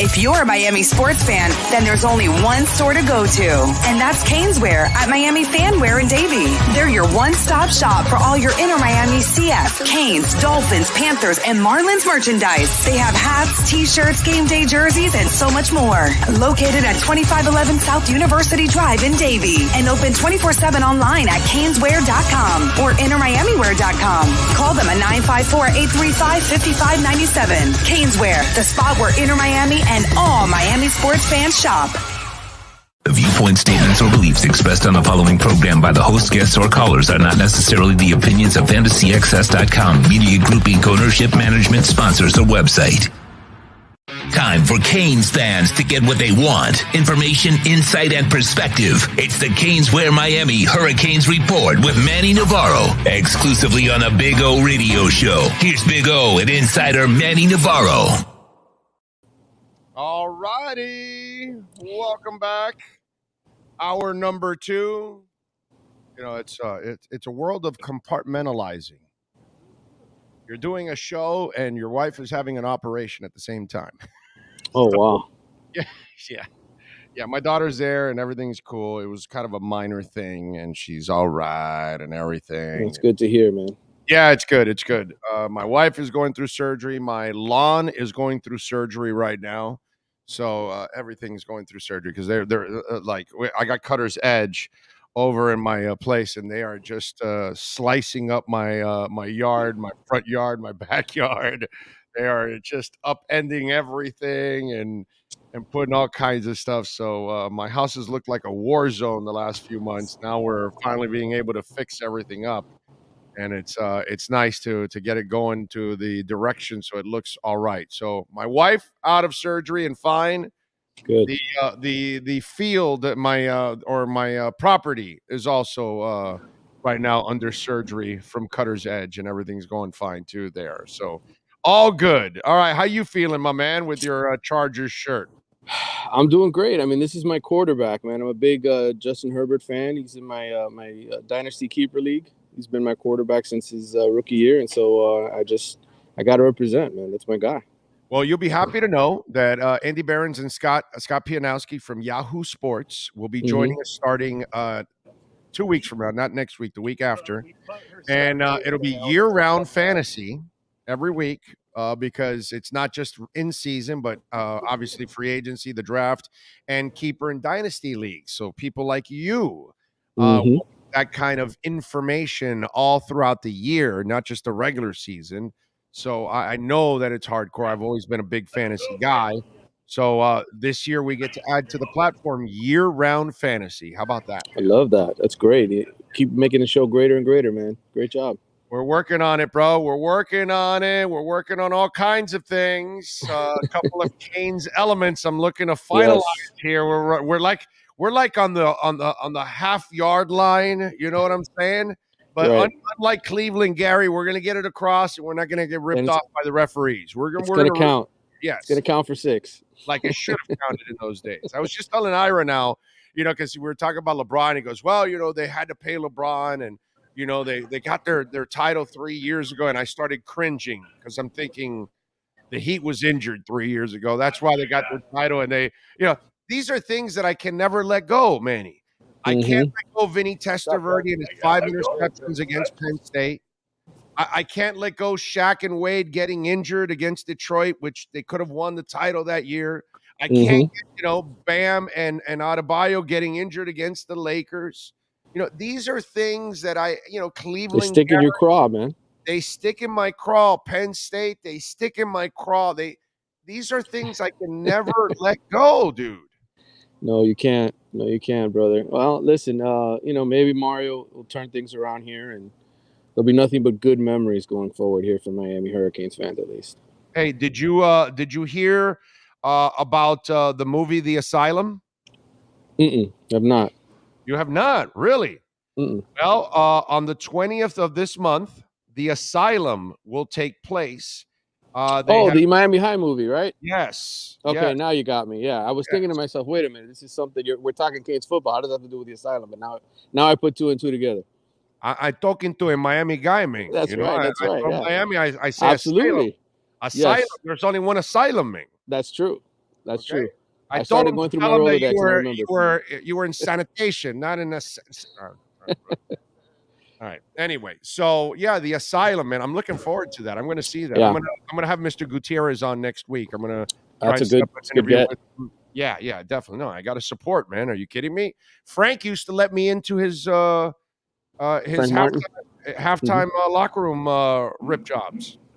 Those were the greatest, man. Those were the greatest. He still is one of my all-time favorite coaches in the city, man. There's no question. Yeah, he was fun to watch over at Miami High, and obviously I went to so many games as from a child on that I lived in Little Havana, just a couple blocks away. My best friend across the street, his sister would have all those rush parties at her house.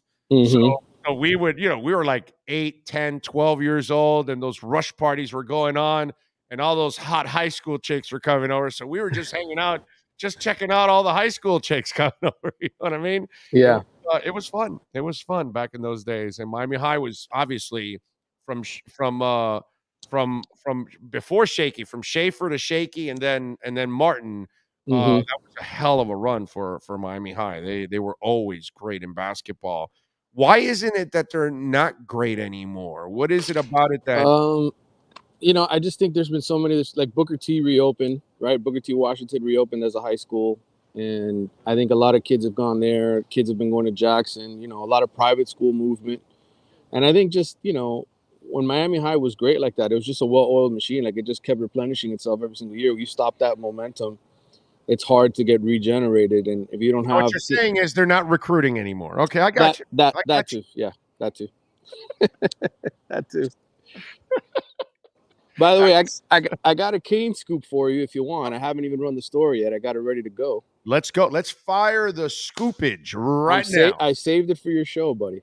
Let's go. So Don Chaney Jr., our favorite running back from Miami, Belen Jesuit, was hurt yesterday in practice. Ooh. And it's not the same knee that he tore up, the ACL, but I know that he's going to be out some time. And so basically Miami is now down to 3 scholarship running backs, most likely for the opener, and it's Bethune-Cookman. Wow. What's do you know what the injury was? You said knee, I think it's not the knee. It's not the same ACL he tore last year. I know that. Okay. It's another injury, right? Okay. So when people go to get credit for breaking the story, you can just play my tape right here and you can say Manny Navarro told us first. Okay. All right. Repeat it again. Say it again. Who got injured? Don Chaney Jr., running back. Miami Hurricanes, 3rd year. Poor kid, missed 10 games last year, tore his ACL last year. Not the same ACL tear this time around. But, he'll be out for a little bit of time. We'll see if Mario addresses it here or not. I got a story ready to run, whether he says it or not. I might actually try to keep it secret and see if anybody else jumps onto it, though, and see if and we'll see what happens. Yeah, no, guys, I doubt anybody's going to be listening and then tweeting out, "Hey, Manny just said," and so I doubt that's going to happen. There's over 200 people watching right now. Yeah. So Nobody will notice. No, nobody will notice. So I would imagine that people.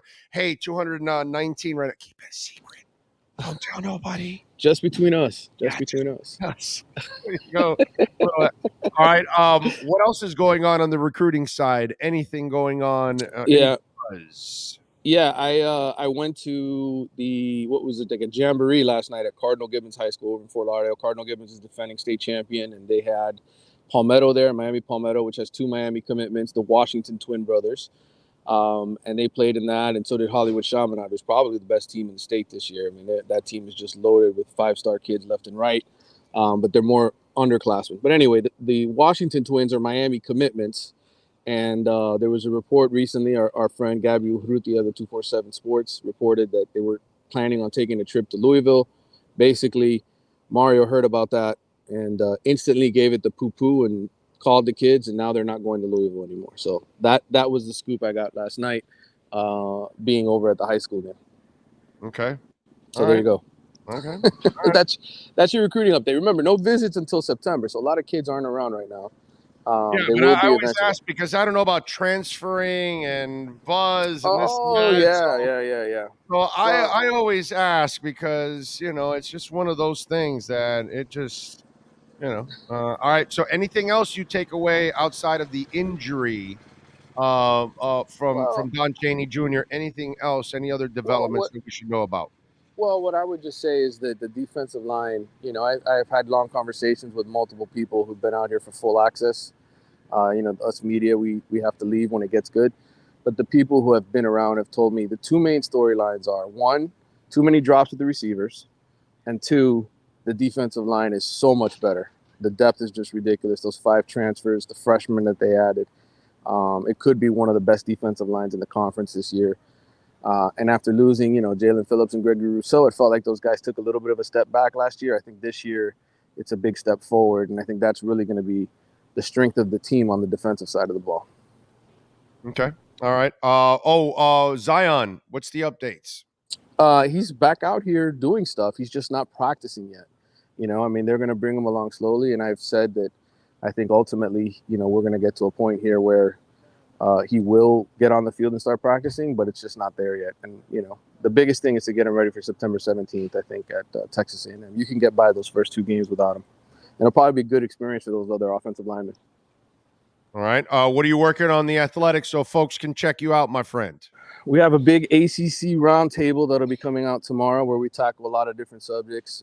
Myself, Andy Bitter, who's our Virginia Tech writer, Grace Rayner, who covers Clemson for us, and Matt Fortuna, who's one of our national writers, main guys on the one of the main guys on the Notre Dame beat, but he does a ton of ACC stuff. So the 4 of us kind of sat there and broke down what to expect this season with the ACC. So there's that. There'll be the news that I told you guys about a little while ago.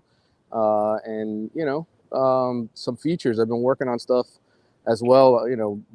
Breaking down the conference, a lot of ACC talk, because I feel like we get too centered on Miami here sometimes. There's a whole nother league to talk about to see how everybody else is doing in the competition, right? Those other teams have injuries too. They have other developments in cap, so there'll be some more ACC coverage. But same old, man. Just more stuff for you to read at The Athletic. How about Wide Right podcast? What's the latest there? When's the next one that drops? Roddy Jones from ESPN will be joining me to do a piece either today or Monday. We're trying to work out the details because both of us are busy people, but we're going to get there at some point here, hopefully soon.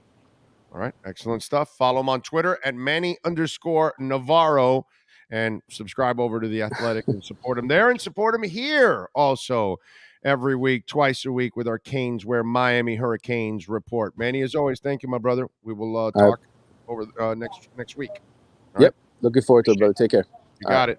Don't forget, go to 2511 South University Drive in Davie. They got anything and everything with the Canes logo on it. It is just an absolutely heavenly place.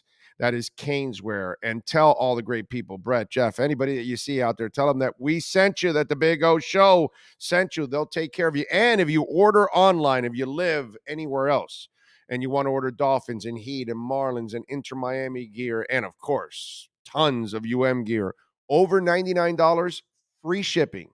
Caneswear.com. If you're a Miami sports fan, then there's only one store to go to, and that's Caneswear at Miami Fanwear in Davie. They're your one-stop shop for all your inner Miami CF, Canes, Dolphins, Panthers, and Marlins merchandise. They have hats, t-shirts, game day jerseys, and so much more. Located at 2511 South University Drive in Davie, and open 24/7 online at Caneswear.com or InnerMiamiWear.com. Call them at 954-835-5597. Caneswear, the spot where Inner Miami and all Miami sports fans shop.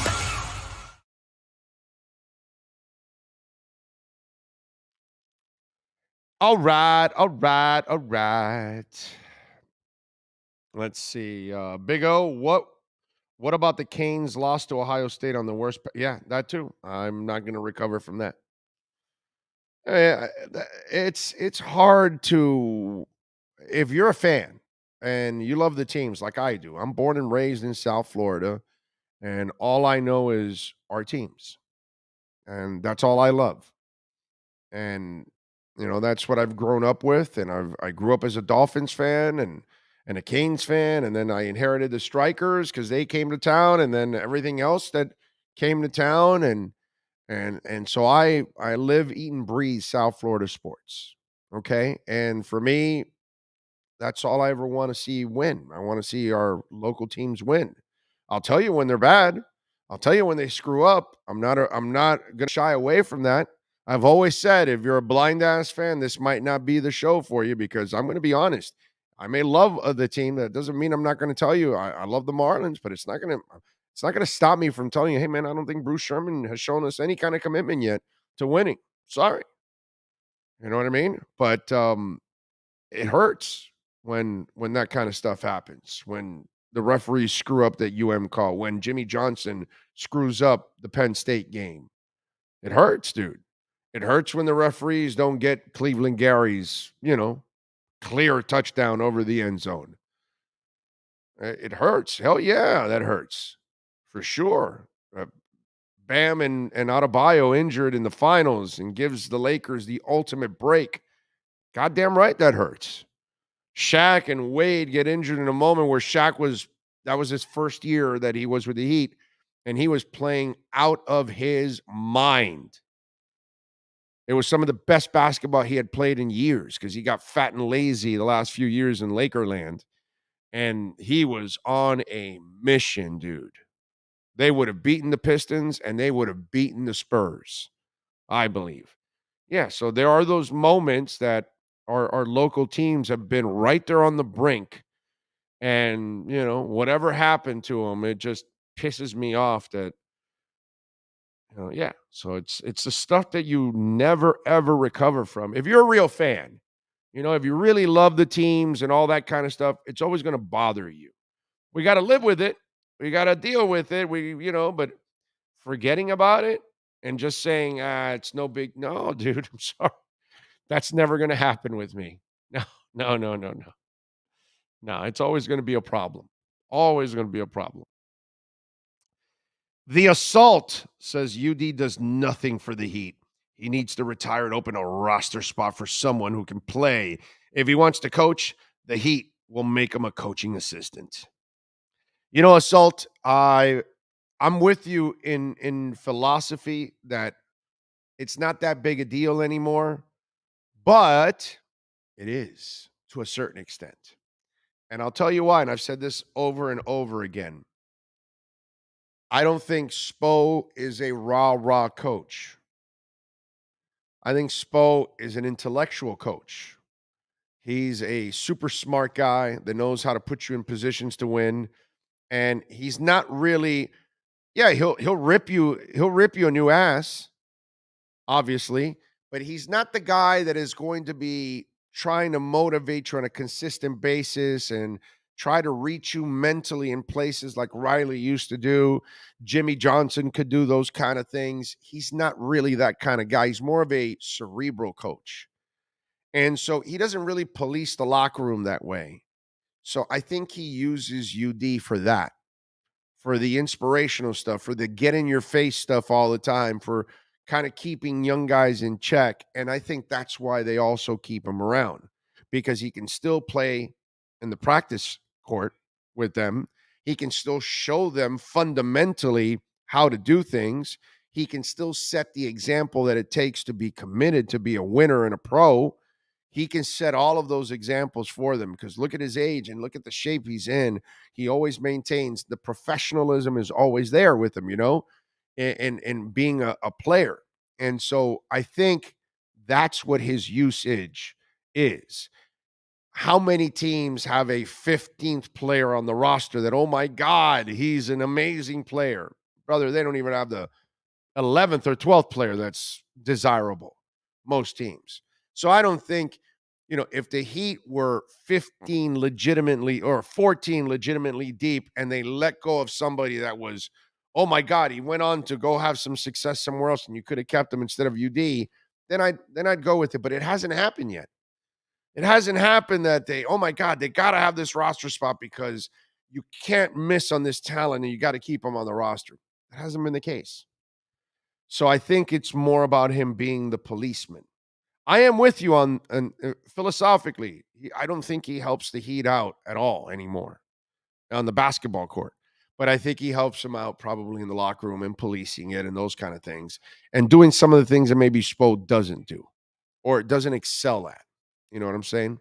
So that will be my that is my suggestion to you, Assault. Andy and Scott are back for fantasy seasons. Yes, they are. Yes, they are. A sanitarium, not a sanitation, man. Big O, what about the Canes? Oh, I got that already. Eddie Lepp says lips sealed. Carlos Segar, Alonzo Mourning's kidney issue caused a championship run. Yep. Now, Jordan was there and all that, so you don't know if they were going to win it or anything, but yeah, definitely caused a problem. The Lakers can't afford to live in the moment and sacrifice the future. Owners make their living from the team. They are rich as the owners who have teams as a hobby. Well, the Lakers can only afford to live in the moment because they're old. So they can only live in the moment, actually. There is no future for the Lakers.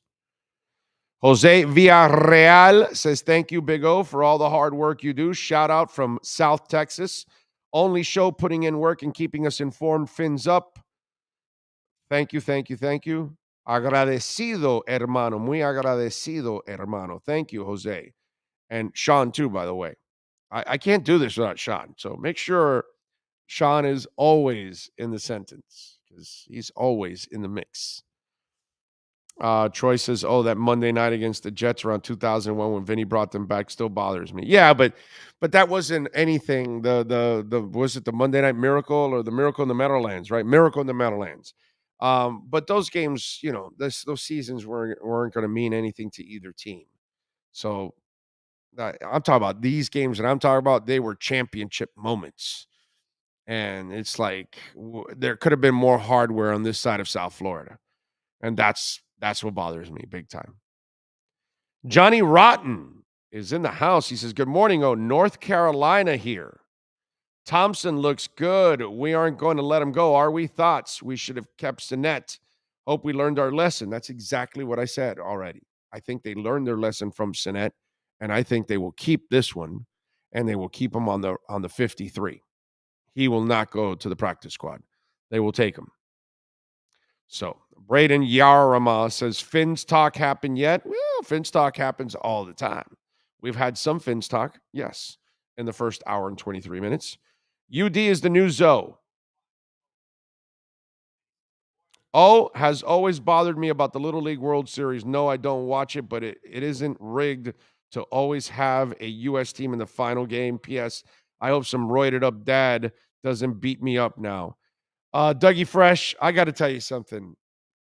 I can't stand the Little League World Series. I find it annoying as hell. Okay? I think it only matters if you actually have a kid in it. Outside of that, I have no interest in watching a bunch of kids play baseball. Zero. Okay? I would have to be a father. That would be the only way I would be interested in it. I have zero interest in watching it. I don't care who gets there. I don't care who wins. I don't care about any of that. I find it boring as hell. I have zero interest in that. Zero. Okay? It's just, to me, the Little League World Series is just an absolute waste of time. I'm not impressed by anything of that. You only should be impressed if you're a dad or a mom watching it, and that's your kid, and that'll be great. But from an outsider's point of view that doesn't have a horse in the race, it's just a bunch of kids playing baseball, and it doesn't mean jack shit to me. Let me just be frank. Can we? Can we be honest?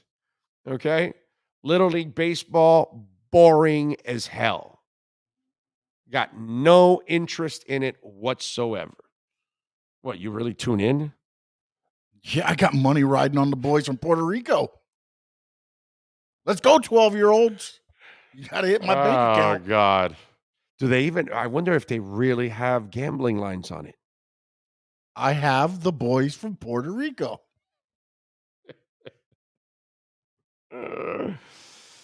Oh, God. Once Paulo Banchero becomes great and gets tired of the Magic, he will go to the Lakers. Yep, like they do always.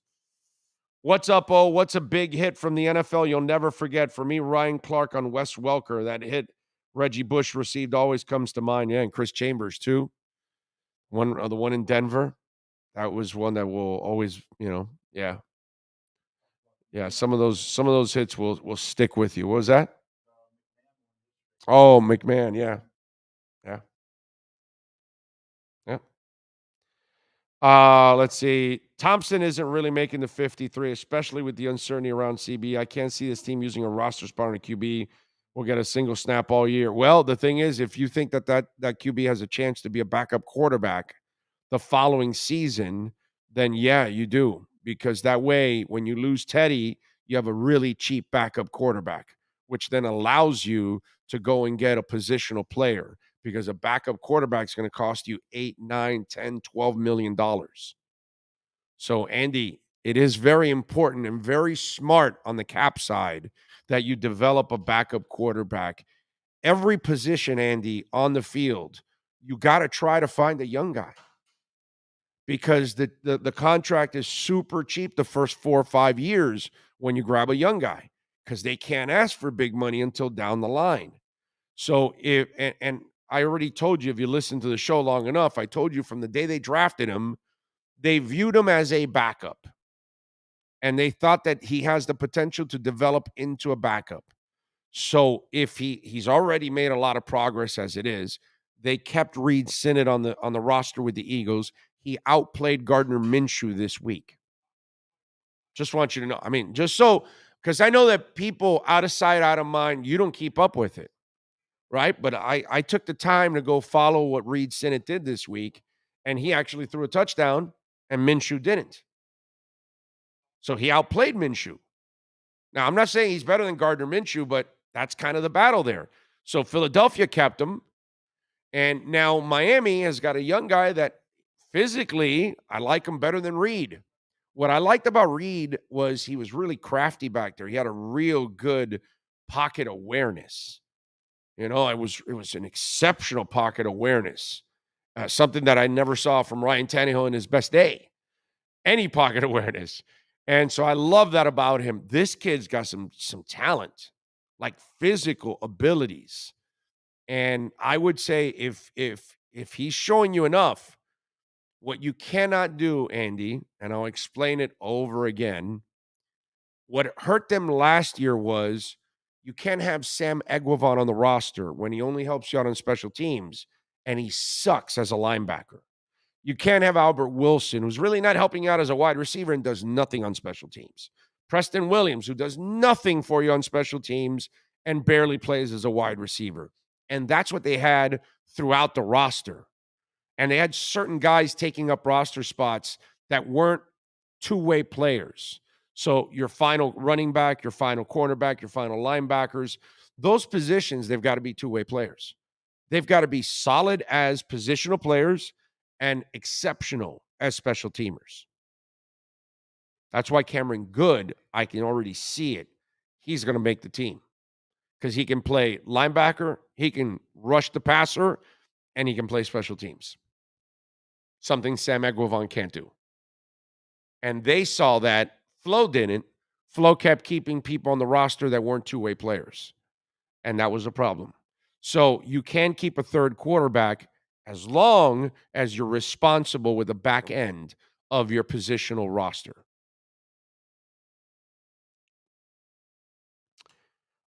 Crypto took a dump last night. Bought the dip. LOL. Hell yeah. Hell yeah. I already bought the dip this morning. I already talked about it. Love it. That's what it's there for, baby. It's about patience, man. If you're not willing to hold long term, then don't do it. That's all. Don't do it. Any word if starters are playing tomorrow? I think some starters will play, but it's not the rehearsal game. My gut tells me the rehearsal game is next week. Okay? That's what it looks like to me. If they are thinking about cutting Skyler, they will get a reminder about Sinnott when they play him in the last preseason game. Yeah, I don't think they're going to cut Skyler and try to put him in the practice squad. That's just me. I think they keep him this time. Remember, they didn't have control of the 53. McDaniel and his staff have control of the 53 now, not Flo now. I think McDaniel will be smart, and he'll say, yeah, I'm keeping that guy. We're going to work that guy. We're gonna mold it because you're only keeping Teddy for a year. You know how you guys have no idea that if Skyler can develop over the next year and he can take the responsibilities of being the number 2 guy, Tua will be going in his 4th year. So he doesn't really need as much the veteran backup as much. He needed the first couple years. He needed now with Teddy. Now after this year, he should be fine.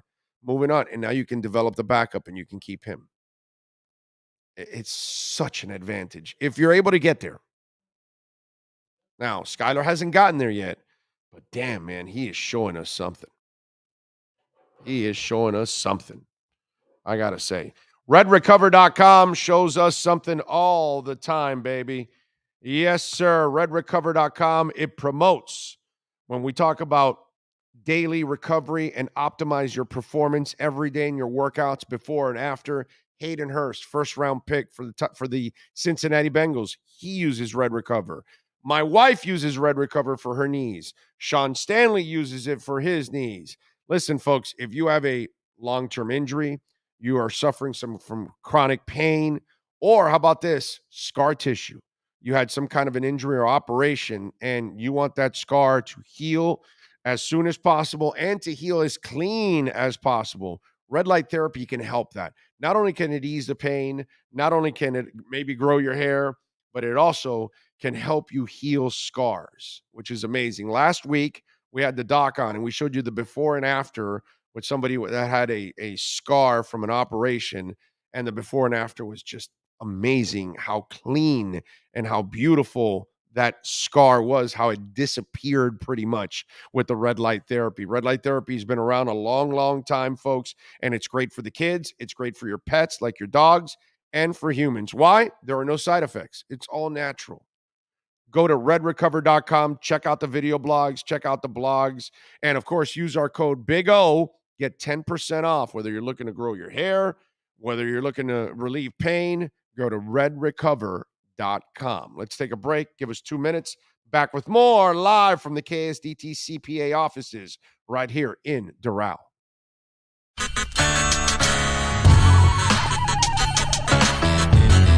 When you move, you need a reliable company led by passionate folks, eager to assist its customers during a transitional process that needs to be smooth.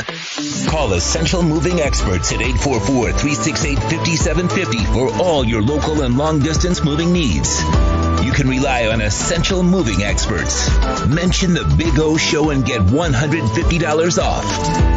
Family owned and operated, they offer free 30-day storage, full-service moving, fully licensed, bonded, and insured. Moving was never so easy. EssentialMovingExperts.com. South Florida's premier law enforcement agency is now hiring individuals like you. The Fort Lauderdale Police Department is now accepting applications for non-certified and certified police officer positions. Minimum requirements and qualifications can be found at FLPDjobs.com. That's FLPDjobs.com. Are you ready? The city of Fort Lauderdale is an equal opportunity employer. What? Oh, look.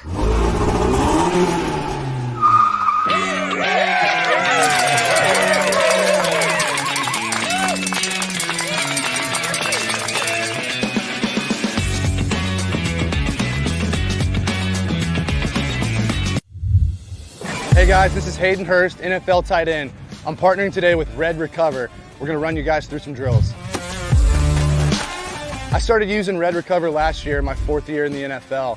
It just helps me on Mondays after games, get my recovery process started, get back into the fold of the week, and get ready for the following Sunday. And if you want to recover like me, use Red Recover.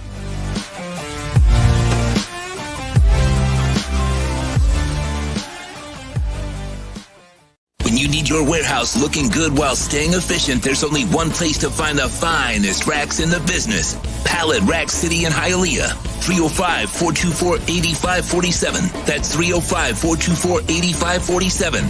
Pallet Rack City is the company you need when you want your warehouse sporting the finest racks in the business. After all, who doesn't love a great rack?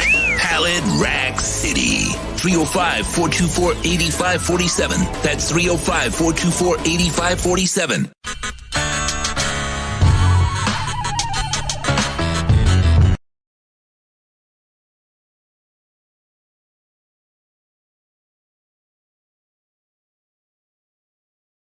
The viewpoints, stance, or beliefs expressed on the following program by the host, guests, or callers are not necessarily the opinions of FantasyXS.com, Media Group Inc., ownership, management, sponsors, or website. The viewpoint statements are... When it comes to South Florida sports teams, very few in the media have witnessed, lived, and covered it like the Big O. Let's start the program dedicated to your favorite South Florida teams with a passion that's unmatched. The Big O Radio Show is on. Here's the Big O. We are back, baby. Yes, sir. JS 1115 says, Big O, where can I buy one of those Cutter's Edge hats? Yes, they are sweet. I got to say, when William gave me the hat today, because Cutter's Edge is over at my house today, and they are just unearthing my entire yard, front and backyard. As I told you all, we're installing artificial turf in our backyard for our dogs. And so, because it's much better and, you know, everything for the whole process and all that, it's just a fantastic way. And then we're, you know, putting new, trees and all kinds of other stuff that they're doing to make the landscaping look nice and pretty. They do an amazing job at Cutter's Edge. And so Will brought the hat, and so my man wants, it is a sharp looking hat.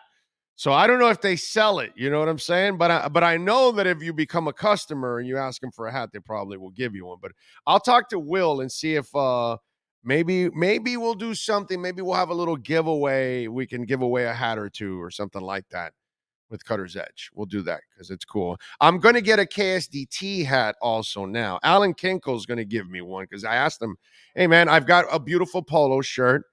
I need a hat because, you know, the hat is really what comes out on the air. The shirts don't come out nearly as much because you only see like here up, but the hats always come in. See, he's got the shirt on. Now you can see him there looking all stylish here in this beautiful kitchen, this 3,000 square foot kitchen, which is amazing. How you doing, my friend? You doing all right? I'm doing good. All right. So now that I'm under pressure, you'll have a new hat before your broadcast is over. Okay. So I will go open my I need one for tomorrow. When I'm on tomorrow and Saturday show, I'm doing a special Saturday show tomorrow. In fact, we're going to do 2 shows tomorrow. We're going to do a really short one midday because we normally don't do Saturday, but because it's preseason and stuff, I want to do, and then we're going to do post game. So the KSDT hat is going to be front and center. I'm the official director of merchandise. Yeah, and that post game show gets thousands and thousands of views. I got you a nice one. It's dry fit. It's moisture wicking. I like it. I'm going to take care of you. I like it. Yeah, I like it. It's cool. So, real quick question. Yes. So I heard you talking about the synthetic lawn. Yes. I've looked into it, but my biggest question, and no one's ever. And this one's made for animals, by the way. I was about to ask you because playing on them as an athlete. Yes. It gets super hot. Yes. So what have they done? Will would have to backfill because I always worry about it being 20 degrees hotter. You know, because when you play sports on it, the rubber melts on your cleats. Yeah, but it's not a rubber. It's something else. I forgot what it is that they do, but he explained it to me. And this one is specifically made for animals. Because I've looked into it for our house, but I didn't. I always worried about it being super hot. And I don't know. So tell me how it goes. And Yeah. I will. In fact, I will have Will on, and maybe what I'll do is I'll even send you that segment so you can see him explain it. My daughter used to play travel soccer, and we would go up to Disney, and the cleats would start melting because the fuel temperature was like 120 degrees. Yeah, and they could actually start seeing the melting on the bottom of their shoes and. Because the old field, because of that rubber infield, the tire infield. Yeah, because it's absorbing the heat. Yeah, so, this one it's like a carpet, and it looks exactly like grass.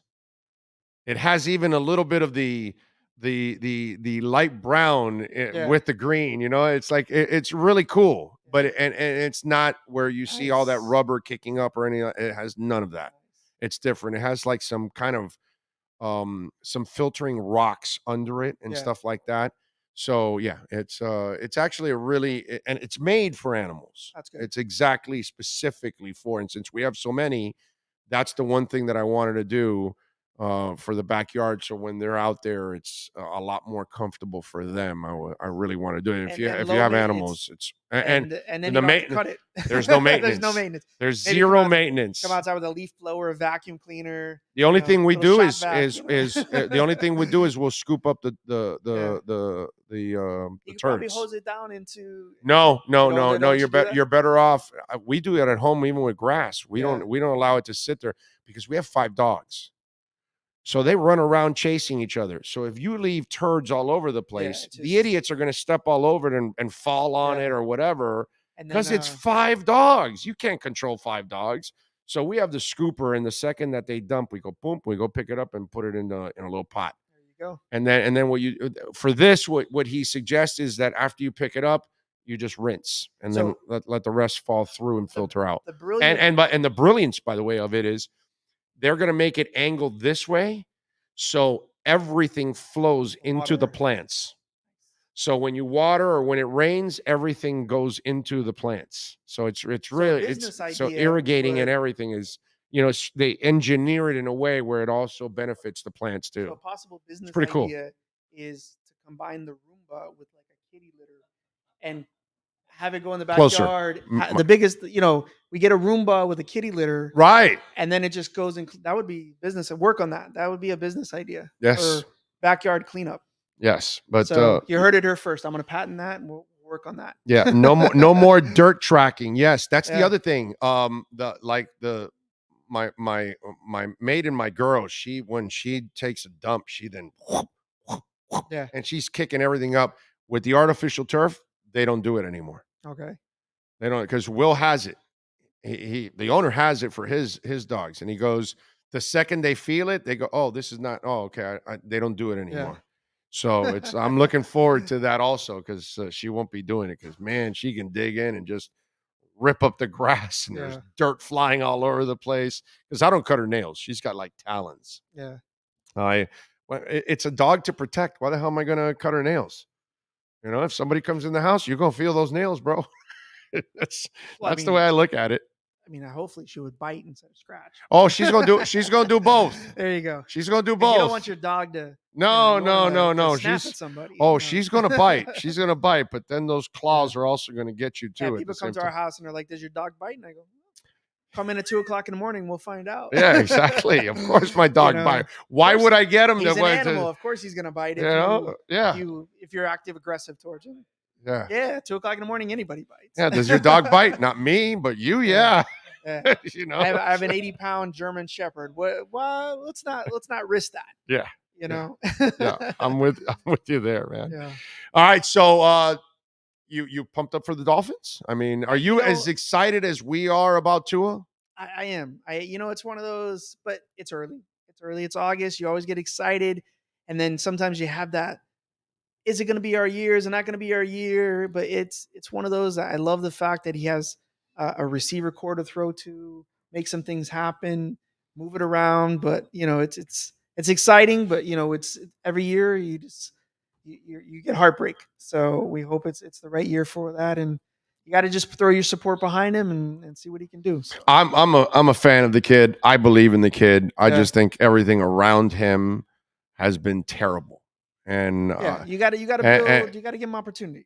I think I can compare it to KSDT. Yeah, you guys have success, and you got another office now in West Palm because you do everything right. Yeah, because you surround your employees with all the things they need in order to succeed. It's the team. You have a vibe that you create, and you support people, and you create a family-like atmosphere here.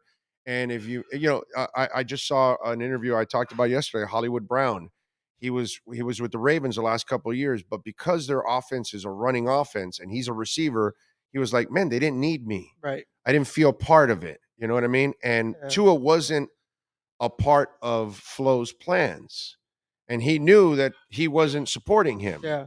So how would any of your employees? How would any of your employees perform if you're not supporting them? But I mean, anything in life. It's crazy, right? Whether it's sports, it's military, it's what the team has to have chemistry. Yeah. And somebody could be a top performer, but they're in the wrong place, the wrong location. So we always kind of have this: are we right fitting the program? And then every time we expand, every time we grow, we kind of take a step back and say, can someone be more utilized on a different team? Someone might have started here 2 years ago and they worked with a certain group, but we grew, the clients changed, we got new, and we right fitted it. And I think in sports, kind of the throwback, sometimes you could have someone on paper, pedigree, beautiful, comes out the top, but they don't have the right utilities around them. They're not using. If they're a running quarterback, you didn't leverage it properly. You didn't give them the receiver core, or you didn't block for them. If I could sit back there for 2 minutes and make a decision, you make a lot better decisions than if you got sacked in 1.38 seconds. So I mean, you got to make sure that, and that analogy makes sense, because why do people get fired, but then are they successful somewhere else? Right. Like a coach. Exactly. You're like, well, if they're so bad, why are they not out of the league? No, they didn't have the right system. Right. So back to kind of our office, we're constantly assessing, do we have the right people in the right place? And we'll move people around and we'll realign them, and we'll promote somebody, and then we'll put a group of people around them and say, based upon what we're doing, we feel at this time, this is the right group. Then 6 months later, maybe we move some people around. We're always kind of right person in the right place. Jean-Léon Pierre, I think, was the name of the offensive line coach last year for the Dolphins. he took the job because, hell, if you offer me the job of president CEO for IBM, yeah, I'm going to take it. I don't know jack shit about it, but you're going to pay me Take it till you like a make it. CEO. I'll learn on the job, and while I'm But getting then the good thing is 10 on million your, a year, on your right? resume is former CEO of that. Right, Take it till exactly. you make it, you know. So you're going to take that job, and he took that job, and he was unprepared for that job. Right. It's not his fault. It was the fault of the person that hired him, that they could not get somebody that was qualified enough, so they had to settle for somebody that wasn't qualified enough. They were just hoping that they could do the job. He comes back this year after that the coaching staff got fired, and the new coach hired him, but as the fourth guy, kind of almost like an intern like a type mentor program. Yeah. He's there to learn a new blocking system, a new so he's kind of like starting all over again. Right. It's where he should have been, because he had never coached his own offensive line in the NFL. First, you have to have success at another level before you get to the NFL. Right. So you see what I'm saying? They found the right place for him.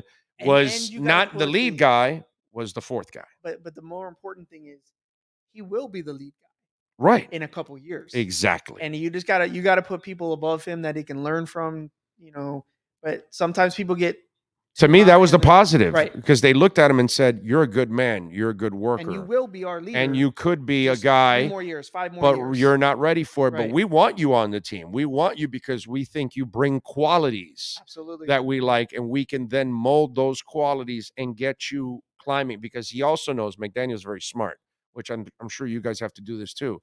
You have somebody very talented, so eventually that person is going to get a better job somewhere, and you're going to lose them. Well, you better start grooming the people that might replace him down the line. Right. And I think that's what they're trying to do. We kind of do a couple things here. We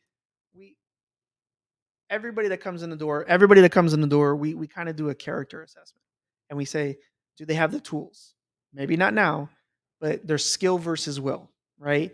Do they have everything? Maybe they don't have the pedigree, they didn't know all the top schools and everything like that. But sometimes people character is so much more important, because we can teach them everything else they need to know. So we always look and say, will this person have the possibility of being a partner, a leader, things like that? And then we start training them from day one.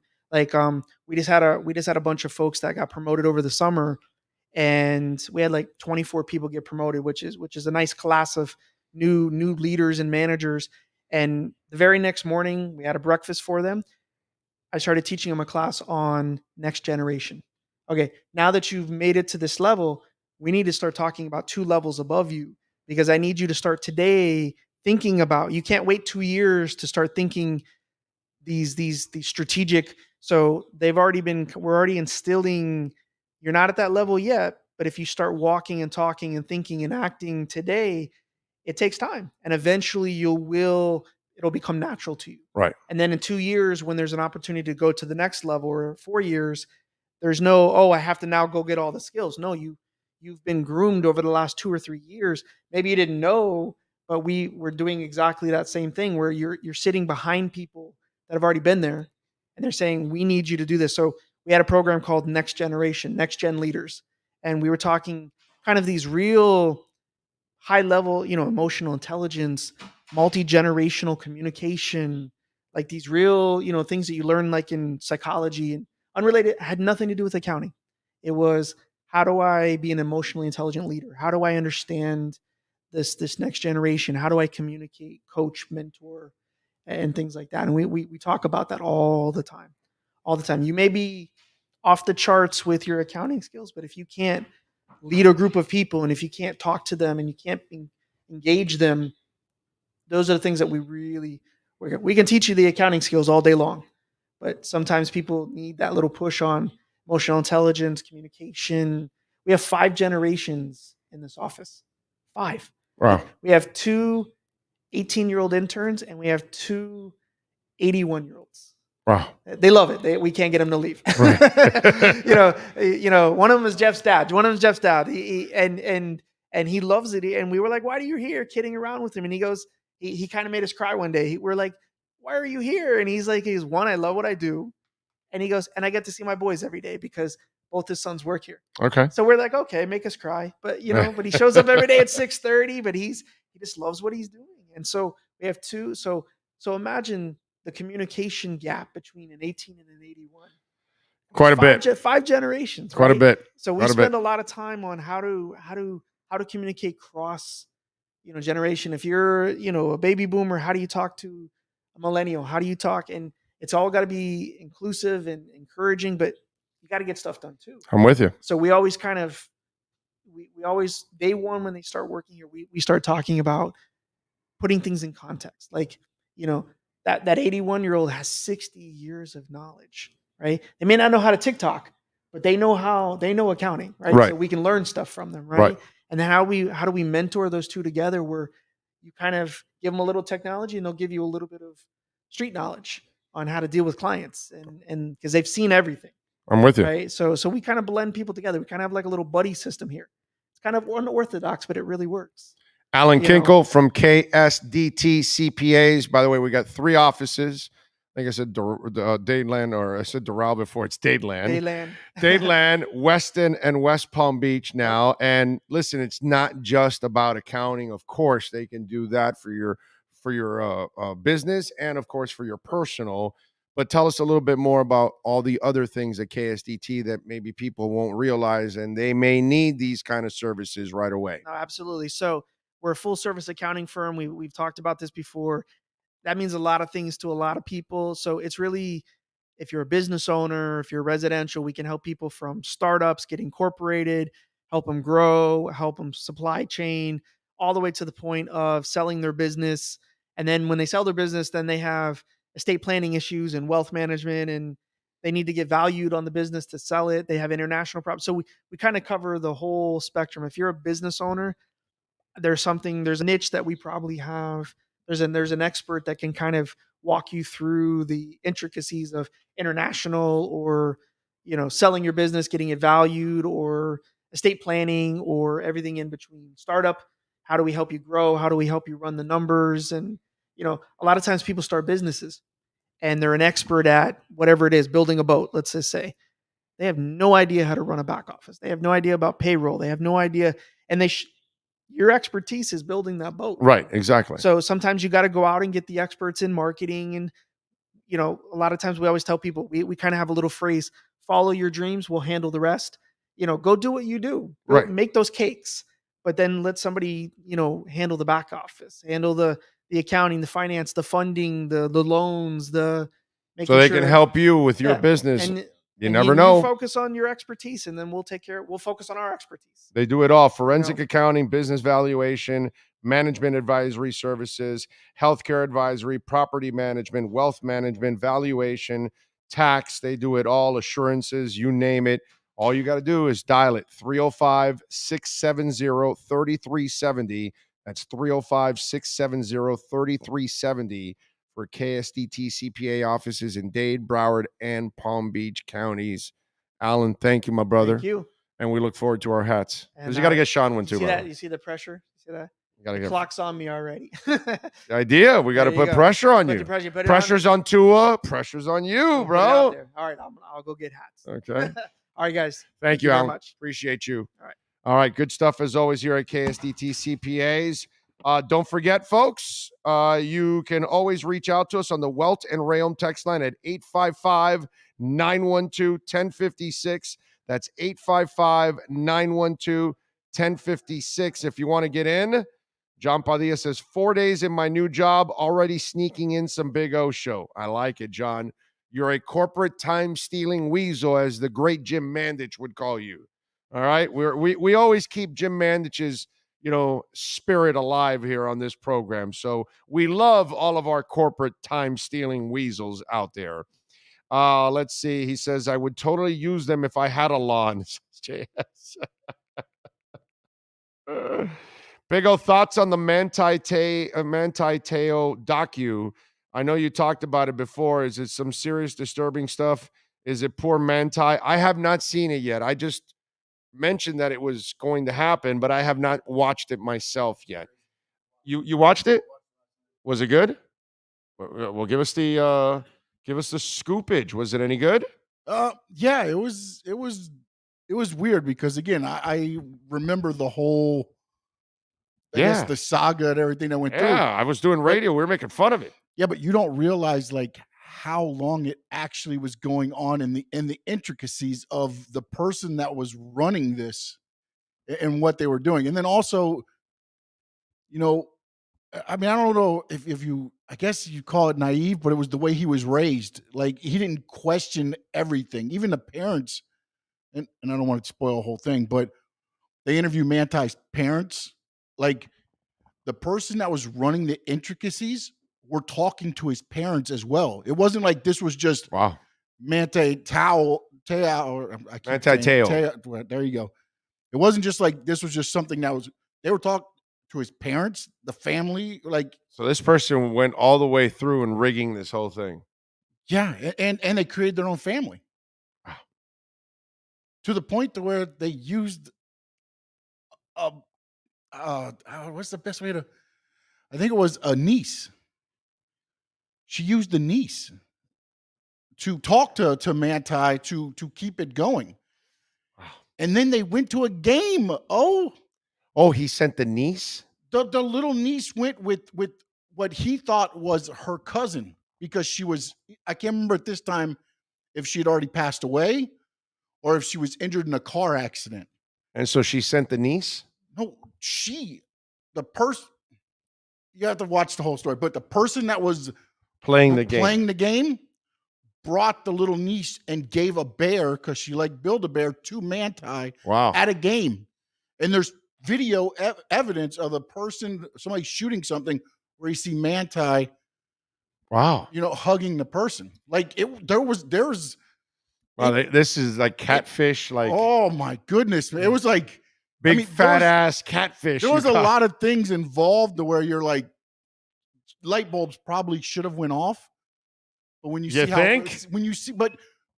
how he was, and then also there were people on the Notre Dame team that only saw their girlfriends twice in the year because the way the schedule was. Wow. So it wasn't really as like for me, I would be like, yeah. And the funny thing about it was the term catfish never came up through all of this, by the way, till the very end.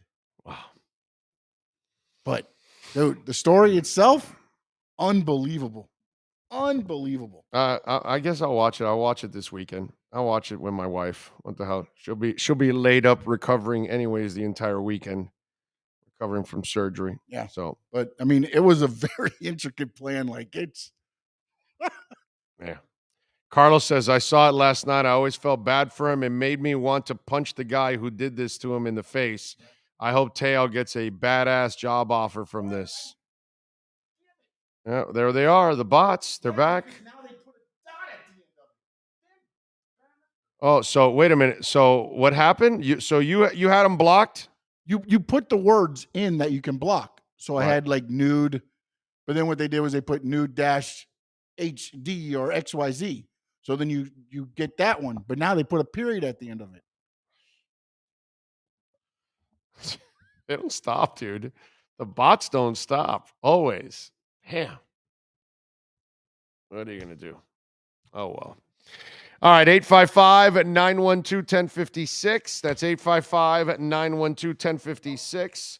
Let's get ready for hour number 3. Craig Mish, by the way, will join us here in hour number 3 at 12:15. Oh, can I say one more thing real quick? Yeah, of course. No, because Tony Zagaz, I don't know if he's trying to. Oh, did they interview Manti's fake girlfriend? The whole story is about that person. Right. Just it's the catfishing person that supposedly act like his girlfriend. Yes. That's what it is. Yes. And I don't know if you're trying to be funny with the fake girlfriend part of it or whatever, but the whole story is about that person. I mean, we killed that Manti Teo kid on radio. We just had fun with that for months. That was just fun. Because it's just hard to believe that you're that naive that you would get that, catfished. It's like weird. It's like when you're at the strip club, right? And you're hanging out with your buddy and you're watching the games or whatever you're doing. And then your buddy starts talking with this stripper, right? And then you want to leave, but he turns to you and he says, I think she really likes me. And you're like, no, Dude, no, she doesn't like you. She wants champagne. She wants money from you. She wants extra dances from. She doesn't like you, bro. She wants to like your wallet, bro. You know what I mean? It's kind of like that. You know, it's like you're that naive that you walk into a strip club and you think the stripper actually likes you. No, the stripper doesn't like you. She touched my hand. Yeah. She rubbed my shoulder. Yeah. Yeah. So I think we've all had that friend, right? And that's the naivete that goes with it. But like you never see the person. That's kind of I still have to see that whole story. God. Yeah. Yeah, no, it's interesting. How long is it, by the way? 2 hours? Okay. All right. Not bad. I'll check it out. Maybe tonight. You know what? I never saw the Jeter one. Yeah, maybe I'll do that too this weekend. I got a couple things I can watch now. The Jeter and that. There was something else I wanted to watch. Forgot what it was, but there's one more thing that was airing in the last couple days or week. Oh yeah, that's right. I have the Ronnie James Dio movie coming out. So I don't know if it's out this weekend or next week or something like that, but that's another thing that I'd like to track down too, on top of all of that. Let's see. Any of us would have fallen for that in 2012 if we were 18 at the time. Nah, Carlos, I'm sorry, bro. I gotta meet you, man. Yeah, no, that long distance stuff, that don't go with me, bro. I gotta see some skin. Yeah. No. I didn't even go with pen pals, my brother. And I'm old. That's old. When we talk about pen pals, I didn't even care about pen pals. People, oh, well, it's a friend somewhere. I was like, who the hell is it? You have no idea. No, I'm not interested in that. I need to see the person. If I'm going to have a relationship with somebody, I need to see them, touch them. You know what I'm saying? No. Even 18, I wouldn't have fallen for that. There's no way. I can have one conversation with you or two and say, hey, how you doing, this, that? But there's got to be a meet right after. If there's no meet, then the conversations end. You know, I don't continue the conversation. So that's where the only way I continue a conversation like that with somebody is if I already knew who they were, met them, had some kind of, but they had to go away, and then we stayed in contact for a long time like that. But that's because I already had, initial contact with the person. So I know it's real. I know it's tangible. So I'm sorry. I don't believe, at least for me, I would not have fallen for that. Not the way I am. No. Oh, I saw some video on Kinley's play against the Bucks. Dude seems to be moving better. Any chance he makes the team? I think he's got a chance now to make the team as a backup for sure. The way he moved, that was what we were concerned about with Solomon Kinley, that he was overweight and you need to be more mobile to be in this offense, to play on this line. Well, he showed mobility.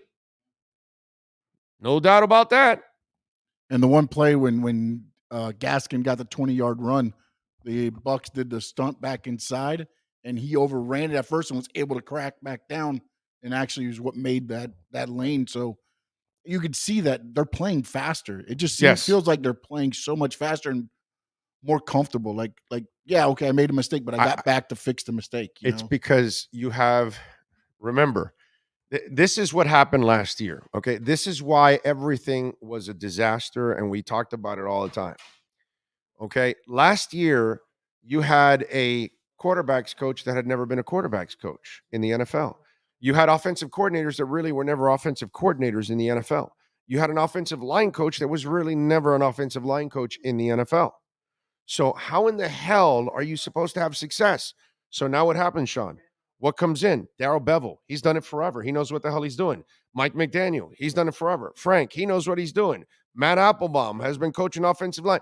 Everybody comes in. There's a philosophy set. There's a game plan already. They know exactly what to do. The guy that took over has already built offensive lines and offenses on 7 now different teams. So you now have a whole bunch of people. It's like having Pepe do your taxes And then you say, well, wait a minute, bro, I'm going to call KSDT. Let the professionals take over. You know what I'm saying? It's like me trying to, I'm going to start doing some gardening. Nah, let me call Cutter's Edge. They're going to do irrigation. They're going to set everything up, trees, everything, all that stuff, lights, you name it. Boom, we're set. I could never do any of that. That's the difference this year. You had people coming in that had no idea what they were doing. They had no idea, no concept on how to build everything. Now you have people that are coming in that know exactly what they want, exactly what they need to do, and they know exactly what kind of players they need. And Mike McDaniel's been through it so much, he can assess what one player can do and one can't do in his offense because he's done it so many times. That's the difference. You have people that know what they're doing. You can get Pepe to do your taxes, or you can get KSDT CPAs to do your taxes. It's pretty simple. There we go. There we go. And also, I think Armstead and Williams have been, at least a solid force there inside the offensive line because of the veteran leadership that they provide as well for these guys, because they didn't have that last year. Look at that. Allen came through already. I like it. There we go. KSDT CPAs. Guess what I'm going to be sporting tomorrow on the show? Yeah. How about that? Sharp looking hat. I like it. I like it. I like it. What's that?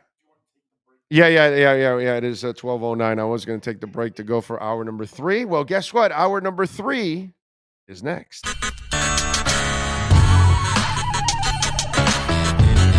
The Big O Radio Show is looking for partners to join our growing platform. If your business is ready to reach an audience that starts in Florida, crosses the nation while expanding internationally, this is the program that provides that vehicle. The Big O Radio Show is ready to broadcast live anywhere in the world to represent your event or product. To reach out by phone, 786-754-4664. That's 786-754-4664. Or email bigoradioshow@yahoo.com. Help us grow as we provide the content and personal connection corporate entities will never achieve. If you're a Miami sports fan, then there's only one store to go to, and that's Caneswear at Miami Fanwear in Davie. They're your one-stop shop for all your inner Miami CS, Canes, Dolphins, Panthers, and Marlins merchandise. They have hats, t-shirts, game day jerseys, and so much more. Located at 2511 South University Drive in Davie, and open 24/7 online at caneswear.com or innermiamiwear.com. Call them at 954-835-5597. Caneswear, the spot where inner Miami and all Miami sports fans shop. Welcome to Red Light Therapy, a revolutionary technology perfected by NASA to aid in muscle strengthening and recovery. Red and infrared light has the capacity to penetrate deep into the cell's mitochondria, potentially leading to increased energy, faster recovery, and the optimal performance your body demands. Evolve your training and step into the new era of muscle recovery. Red Recover.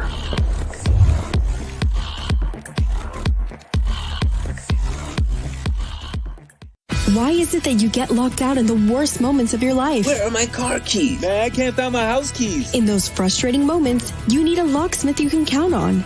A. Lenny Locksmith in South Florida, from Miami to Port St. Lucie. In Central Florida, A. Lenny locks it down in Orlando and Tampa Bay. Lockouts or lock changes for home or business. Car key replacements and programming all model cars. 24-hour service. Call them at 855-869-5625. Go to the website at alennylocksmith.com. For over 16 years, EJDconstruction.com has provided South Florida residents quality craftsmanship, accurate project management, and exceptional service. That's why EJDconstruction.com is an A-rated member of Angie's List and the Better Business Bureau. When you're looking for the right custom home builder for additions or home remodeling, please call my friend Eric at 305-433-4843. That's 305-433-4843 for EJDconstruction.com.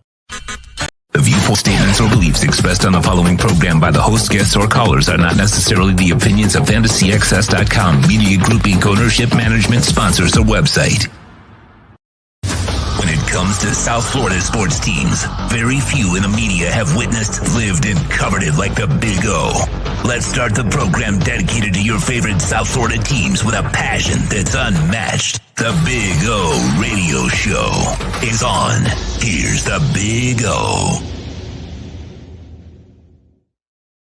3, baby. We are coming to you live from the beautiful KSDT CPA offices here in Dadeland. Remember, we got 3 beautiful locations in Dade, in Broward, and in Palm Beach counties. So make sure if you're looking for a great company to handle your taxes, to handle a lot of your business operations, you call our folks here at KSDT CPA offices. Management advisory services, healthcare advisory, property management, all kinds of stuff, man. Estate and gift tax planning, retirement planning. You call them 305-670-3370 for the KSDT CPA offices, and tell them that Big O sent you too, on top of all of that. Are you ever going to open up a live phone lines for listeners? I'd give my left to hear you go back and forth with some of these people. Jason, no, that will never happen ever again. Phones are dead, bro. Radio stations are dead. Television stations are dead. People don't, you don't even call people anymore. You text them.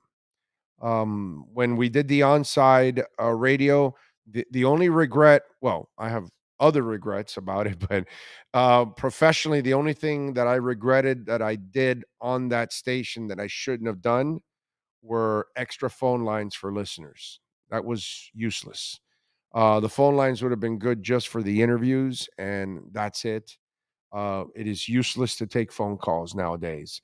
You will go through too many phone calls to find the good ones, and usually they're a waste of time. Usually the people that are calling a lot of times don't have really good stuff to add to the show, and they bog it down. So you're better off on the text and just read what you want and read what's good and what goes with what you're doing and that kind of stuff. It's better that way. So we have the Welton Rayom text line. We have the chat board on YouTube. We have the email at bigoradioshow@yahoo.com. We have Twitter at Big O Show. There are many ways to communicate with us and get your point across, and we can read it. It is incredibly overrated to take phone calls. Okay? That's all. I don't mind. I would love it. I thought it would be a cool thing to stay connected with people, but it was a waste of time, and it was a waste of money. And so I'm certainly not going to invest in phone lines ever. Plus, our show is too mobile to have phone lines anyway. We can't even really have phone lines. It's really hard. When we're in studio, fine. But I can see a point where a lot of our shows are going to be on the road constantly, not just Thursdays and Fridays. Well, 3 of our Fridays are already taken up. We have 1 Friday open a month. And all of our Thursdays are taken up. And then I can see some of the other days eventually being chewed up by other sponsors that we're eventually going to be at, down the line as the platform continues to grow. But unfortunately, that's the case. It's just phone lines are just not worth it anymore. It's pretty much useless. Just to be honest. What can I tell you? It is what it is. I got you. What else do we have? Craig Mish. We have the great Craig Mish. Let's talk a little basketball. Let's step in. Oh, basketball. Baseball. Let's step into the batter's box. Yeah, basketball stepping into the batter's box. Yeah, so that would be good. Let's step into the batter's box with the one and only Craig Mish. Time to step in the batter's box with one of the best insiders covering Major League Baseball and the Miami Marlins, Craig Mish. The Batter's Box is brought to you by Welton Rayom Attorneys at Law. Personal injury, bankruptcy, or criminal defense. Call for a free consultation. 954-966-4646 or go online at WRFLAlaw.com. Here's insider Craig Mish. the man, the myth, the legend. How you feeling, my friend? You feeling good? It's great to be with you, man. It's a Friday, and so, getting ready for the weekend here. Should be fun. It's preseason football, baseball, got a lot going on. It's cool. I'm with you. Let me ask you, Pablo. Man, did the trade rumors really take him off that much of his groove? Because he was pitching pretty well, and then as we got close to the trading deadline, the poor guy got off track, and he really has never been able to get back on track again. How is Pablo, man? Because he's a good pitcher, and I'm glad he wasn't traded, even though I still don't trust these folks long term. But I'm just wondering with Pablo, what have you been able to unearth in that situation? Yeah, no, I don't know that. And maybe that start before the trade deadline had something to do with it, but he's been ambushed a lot in the first inning of some games this year. He just really hasn't pitched all that well, and then somehow, sort of puts it together. I mean, in the end, his ERA, I think it's like mid threes. And so I think we could probably come to the conclusion at this point that the April that he had is probably the anomaly, and the rest of the season combined with the April is sort of the norm. So to put him in that same category as Sandy, or to say that he's an ace in baseball is probably false. I think that's probably false. I've always looked at him as like a 3 or a 4 in your rotation. Yeah, maybe 2 on the high side, but I think that he's never thrown this many innings in a season, and so he just could simply be wearing down. And I think I didn't realize that. Yeah, he's already way above. I didn't look at that actually. You know what? I never bothered to go look at his total innings pitched. And that is a very important factor for a lot of pitchers as they go deeper, as they're developing their arms at this level. You are right. I forgot about that. Wow. He's only missed 1 start all year. And it wasn't even an arm issue. It was he got hit, I think. He got hit in the wrist with a ball. So he's going to probably be rolled out here for the rest of the season and try to get to like 150, 160 innings. I think he's got a good shot at that, but maybe that has something to do with it. He would never make an excuse. He's the kind of guy that just makes no excuses. I like him. That's why I just kind of hate to see him, fall so off the cliff here down the stretch. Yeah. And I like I told you, I think he's a rotational guy, like a 3 or a 4 actually is where I think, if you have a good pitching staff, I still think you can get somebody better than him in between him and Sandy to be the number 2 guy. But so talk to me, man. We talked a little bit about this, earlier in the season when you I believe you broke the story about that Manning kind of wanted to feel wanted. I think it was something like that. Mm-hmm. Where's that going? Are we going to see a new manager with the Marlins next year? I think so. I think there's a pretty good chance of that happening. I don't know, honestly what Donnie is completely thinking, and we'll find out, I guess, at the end of the season. But it's certainly not a great sign for him to return that we're creeping in on September and they have not talked about an extension or sort of his future. Now, that has happened previously in the past with him once before. And then when it did, he signed a 2-year deal, he signed a 1-year deal, but then with an option that had to be picked up in July, which the Marlins did for this year. So again, I would just be guessing at this point, but his choice with Miami, I think, Orlando will probably be, if he wants to accept a front office role at the end of the season, maybe like something along the lines of, we would call it a special assistant to the general manager. That's usually the transition that some managers have. Donnie is over 60 at this point. And could he get another managerial job in the big leagues? I suppose it's possible, but I don't know that he even wants to do that. I'm just not sure at this point. So if you're asking me to make a guess, it's that they have a mutual parting at the end of the year. There's no firing, and Miami offers him some role in the front office. Will he accept? I don't know the answer to that. I know there's only 30 teams, so that's the cliche we use with every sport. So that's why you want one of those jobs.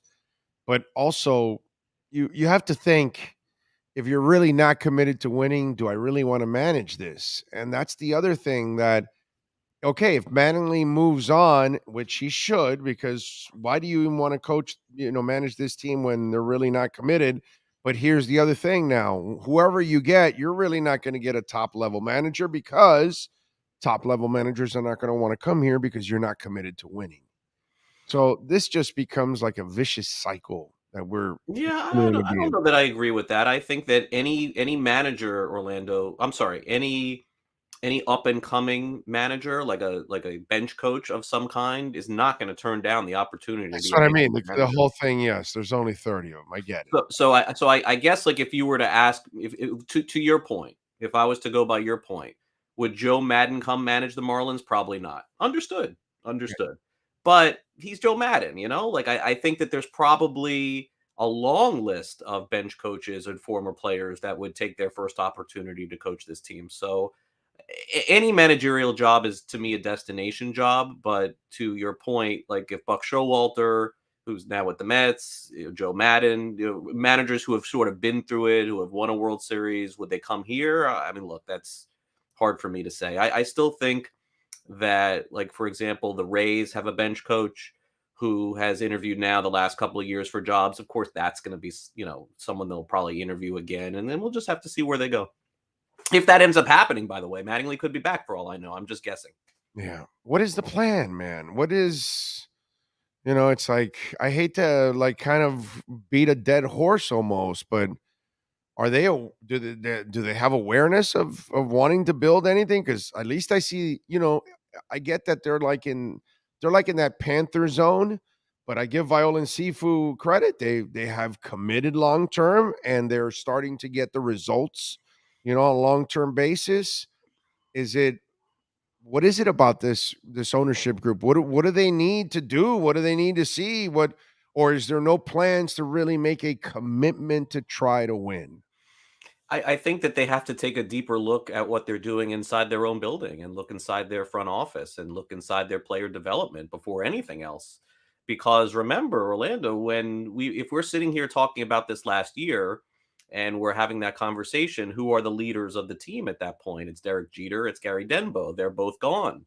A lot of the folks who have been brought into this organization by those individuals are still here. So where's their future? Are they going to be with Kim Eng, or is Kim Eng going to have her own people? So I don't know that I know the answer to that as far as that is concerned. I know that we've talked about that they committed those 2 contracts to Soler and Garcia. I personally don't see them committing 2 contracts like that again this offseason, but the table is wide open for them to make trades to make the team a lot better, but they have to execute those trades. So I don't have the rosiest of outlooks, I guess. I felt a lot better last offseason going into this one. And then so many changes were made to the front office in the first few months of the season that it's kind of like, I think that they may have to redo that again. It's just, man, I just want baseball to grow and have some success here. We got a beautiful ballpark, man, that was built for it, and most of our town doesn't really enjoy it. I almost feel like they've enjoyed it more for some kind of a concert that's come through there, or some kind of another event, not necessarily Marlins. That's how twisted I feel like. Yeah, I When people have understand. experienced the I damn guess in thing. the end, for it, I'm not a good example of somebody to Oh, of talk course to not. about it, because it's like, I'm going to go no matter what, and my family's a baseball family, so we're going to go no matter what. But yeah, I totally understand it. I mean, look, even if you're losing, the one good thing about the games in general is that because they don't score a lot of runs at home, you're getting in and out of there within 3 hours, and that's not a joke. Like, their pitching is good, so you're basically not having to spend 4 hours at the ballpark. But converse to that, it's like if you go to a game, Orlando, in Denver, the Rockies are not good, and they have not been good for a long time. But you're probably going to be entertained. Like, there's Yeah. going to be some home runs and some runs scored. This has been an unwatchable team for almost 2 months. Well, and the Rockies have tried too in the past, and they've, They get 30,000 a night. Yeah. 30,000, 25,000. It's a great sports town, period. You know what I mean? But overall, they have tried to win over the years, and they have kept some of their good players around and things like that. These are things that those are characteristics we have rarely ever shown here, and that's been the major problem also. And here's the other thing, and I wonder, and you're in that locker room, and you get to talk to the players, and you get to talk to agents and things like that. How much do young players also start looking around saying, yeah, this is not the place I want to be long I term? agree with you. I think And that's a factor. I do. and I worry about okay, we talk about trying to go sign free agents. That's great. But if you're not creating a winning atmosphere or a winning environment out there, I got to imagine that as much as we want to talk about some of their young players and talk about the outfielder that's injured. What's his name now? I'm brain farting. Garcia, Soler. No, the young kid, the flashy kid, the kid that the meeting was about. Damn it. He's just second base, Jazz. Jazz, yeah, second base, Jazz. I worry about kids like Jazz saying, "Why am I going to be here? Why am I going to stay here long term? This is not good for my brand." That's what they're going to say. And these are the things that you worry about, that you create an atmosphere that even when you do end up, finally finding a couple gems, those gems are going to say, "Yeah, I'm only going to give you my 6 years, and then I got to get the hell out of here." Yeah, but I don't think that is much of an issue because money is going to talk, and Sandy signed here long term. It's more of Orlando, how sports works, which is these players are playing for their team, but they have buddies all around the league, and they're all talking about organizations and what's good and what's bad. And the Sandy deal, he only signed that because he was so young that you got to take the money now. You were 2 years out till you really were going to become a free agent or anything like that, and still you were arbitration eligible. So take the money now. But this is the kind of deal that this is the one that bridges you to outright free agency. And so at the end of this deal, he can walk away with no problems, right? He could if he wanted to. Yeah. Listen, a lot. It's hard to get players to sign here. People think that the Marlins are a destination, and like Miami's some crazy destination that people want to come to. Like, I don't agree with that at all. I mean, we have not seen that, and I guess just once LeBron came here, it's like that was just the assumption that every player. But that's the Heat. That's Pat Riley. You're putting your faith in Pat Riley. That's different than the Miami Marlins. You can put your faith in Pat Riley if you're LeBron James. You just saw him win with Wade and Shaq in 2006. So you can put your faith in Riley that he's going to, and what he's done before and all that. He's built many, many winners. That's a whole different ballgame. You can right, but it's more of the person than the destination. Like the idea that players just want to play in South Florida, I think is a fallacy. I don't think that is true. Amen. I think it's the organization, it's the people that are involved in it. And look, if you are a free agent, and I'll use Kyle Schwarber, okay? Kyle Schwarber was a free agent this offseason, and there were some rumors that Miami could have potentially signed him. It has come to my attention that he had zero interest in signing with the Marlins whatsoever. Part of this is that a lot of those players, Orlando, Jock Peterson, they're on 1-year deals or 2-year deals. And then they take a look and say, well, how have free agents fared in Miami offensively? Not very good. This is not a great ballpark to hit in. I'm playing in front of almost no one every single night. It's hard to get jacked up for that sort of thing. And so when you look back and you say, well, man, there must have been someone that they could have just kept and not let go. That's where the key conversation comes in on Starling Marte, that they had that guy signed. And, that's the one. And I know they like Luzardo and he could end up being a good pitcher, but Marte was a leader. He was a player Jazz respected a ton. They would hang out all the time. He actually wanted to be here. And he said he told me he wanted to be here. They hadn't, sorry, my background went off, but they hadn't approached him about a long-term extension until I talked to him. And I saw him at the All-Star game, Orlando. We still go back and we, we laugh, and he always gives me a big hug. Like that guy, man. That was one that they had. I mean, he was on the team. They could have signed him to an extension, and then he went to free agency, and they had no chance at that point. Like, there's people who say that they still should have signed him in free agency. No, the Mets were just unloading that checkbook like nobody's business. So forget that. But could have extended him within the season, and he could have been their starting center fielder. Would it have made a huge difference this year? I don't know, a few games maybe, but yeah, no, it's not going to get you in the playoffs. No. But at least it would be at least a little more entertaining team. He's a good player. He's great. Yeah. Oh, definitely. And if you have an opportunity to keep as many good ones as you can. I mean, listen, when you took over, the fact that you traded Yelich, when that salary was very manageable, that's a whole nother story. Yeah, that was a whole other story. But still, that was just kind of weird right from the get-go. I mean, he told Mike Hill, I think it was at the time, that if you trade Stanton, don't call me ever again, or something along. I don't know. I wasn't in the conversation, but something along those lines. Wow. And then and then that made its way to Jeter. And then what did Jeter want to do at that point? Right. Kidding me? I'm Derek Jeter. Right. Yeah. You don't tell me what to do. I tell you what to do. Yeah. You gonna talk to me like that? Yeah. Okay, Christian, here's what I got for you. I got Milwaukee for you. Good luck. Enjoy the brats and the beer. And he won the and MVP. Don't go down the slide. What the hell is that guy? That guy broke his wrist and ribs and everything. Come on, bro. And he was screaming like a little girl down that slide the entire time. Once you're going to do that, you got to know that there's something to be, you got some trouble coming to you. I mean, it was pretty obvious. He was going fast down that thing. Like, he was very unprepared. As I would be too. Going to be 50 years old. You're 50 years old. I mean, what are we doing, bro? I'm 55 and I'll ride that and land perfectly on a dot without busting my wrist and ribs. Come on. And I'm not going to be screaming like a little girl down that slide. Come on, bro. That was just weak. Yeah. That part was weak. He was just screaming like it was like he was terrified. I mean, I thought after though he wore it well. He showed his cast and everything. So. Yeah, he came back. I give him credit. He did finish off the job, so I give him credit.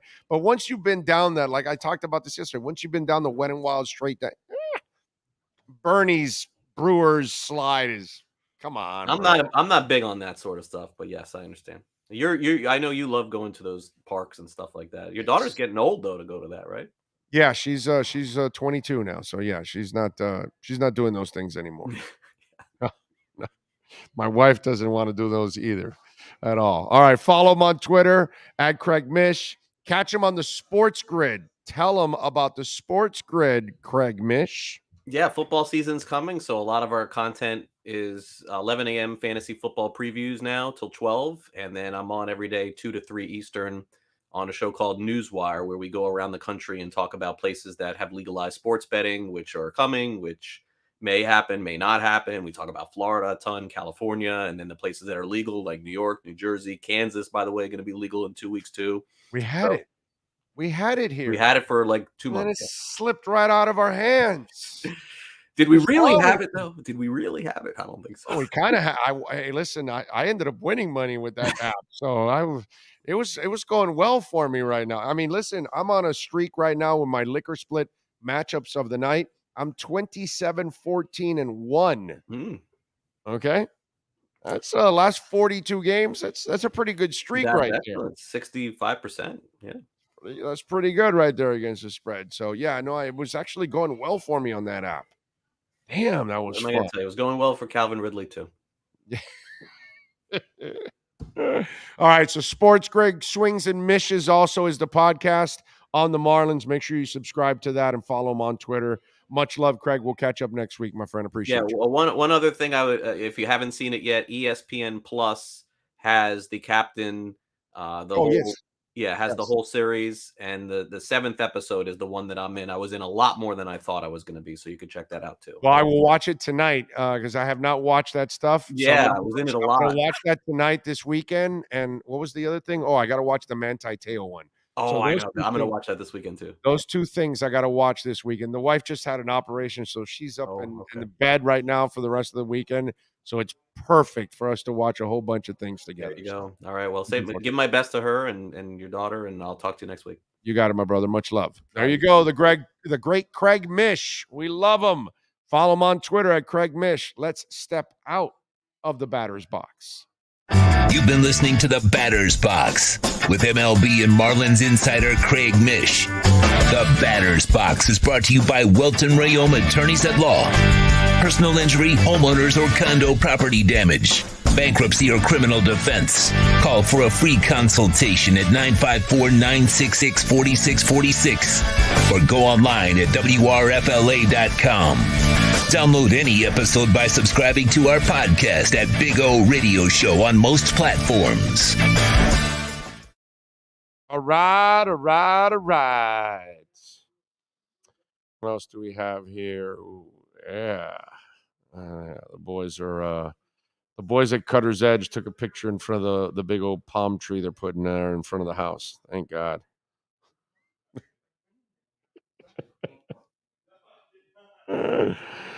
Interesting. There we go, man. All right. I like it. Looking good. Looking good. Looking good. I like it. I'm going to talk to Will and see. Let me see.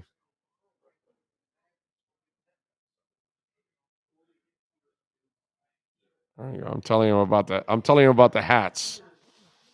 Anyway.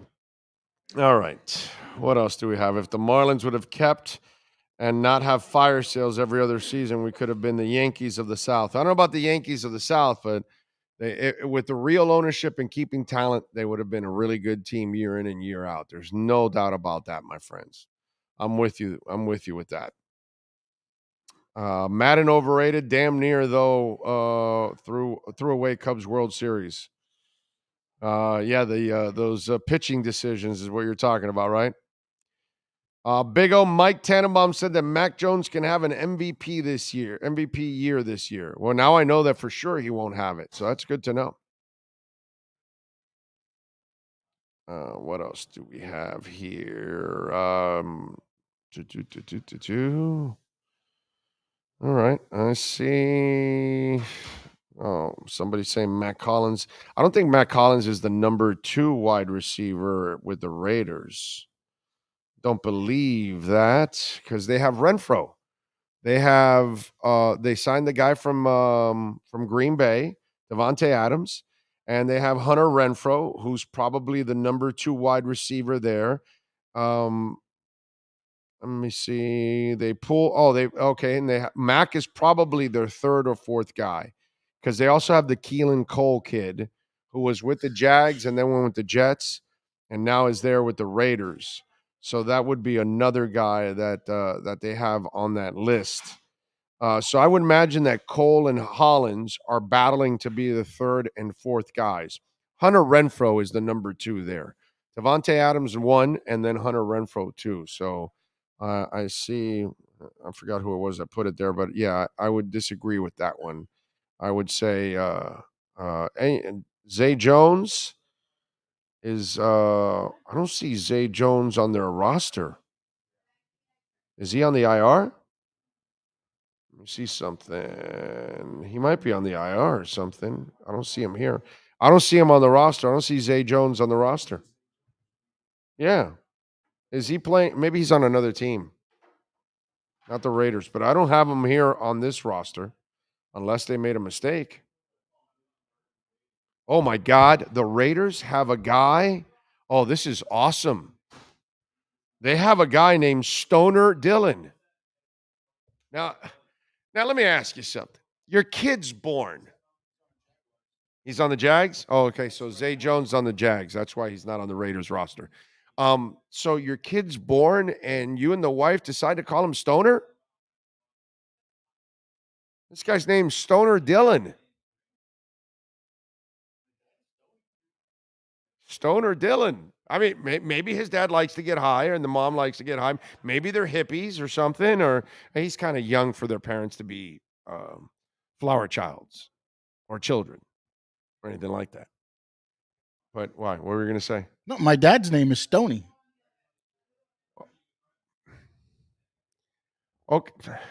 I don't know if Stoney is not really Stoner. I got you. You know what I'm saying? Yeah, I got you. I got you. I mean, Stoner, you're being like, there's only one thing about that, you know? Yeah. It's a kind of a stony ground we walked on. It was, a stony I got you. Yes, yeah. When you say Stoner, yes. Stony can be, obviously a pothead's going to go wild with the name Stony. So every pothead in the world, oh, your name's Stony. Oh, that's so cool, whatever. I get that. But literally Stoner. Oh, that's his. Okay, all right. His name is Stoner Dillon. Okay. Right. I think I remember this kid in college. I think I remember watching this kid in college. He played at Oklahoma State. Come at me. I'm a man. I'm 22. Dylan Stoner. His last name is Stoner, not first name. Yeah, it's Dylan Stoner. So it's not so bad, but it's still that means the entire family gets high. The Stoner family.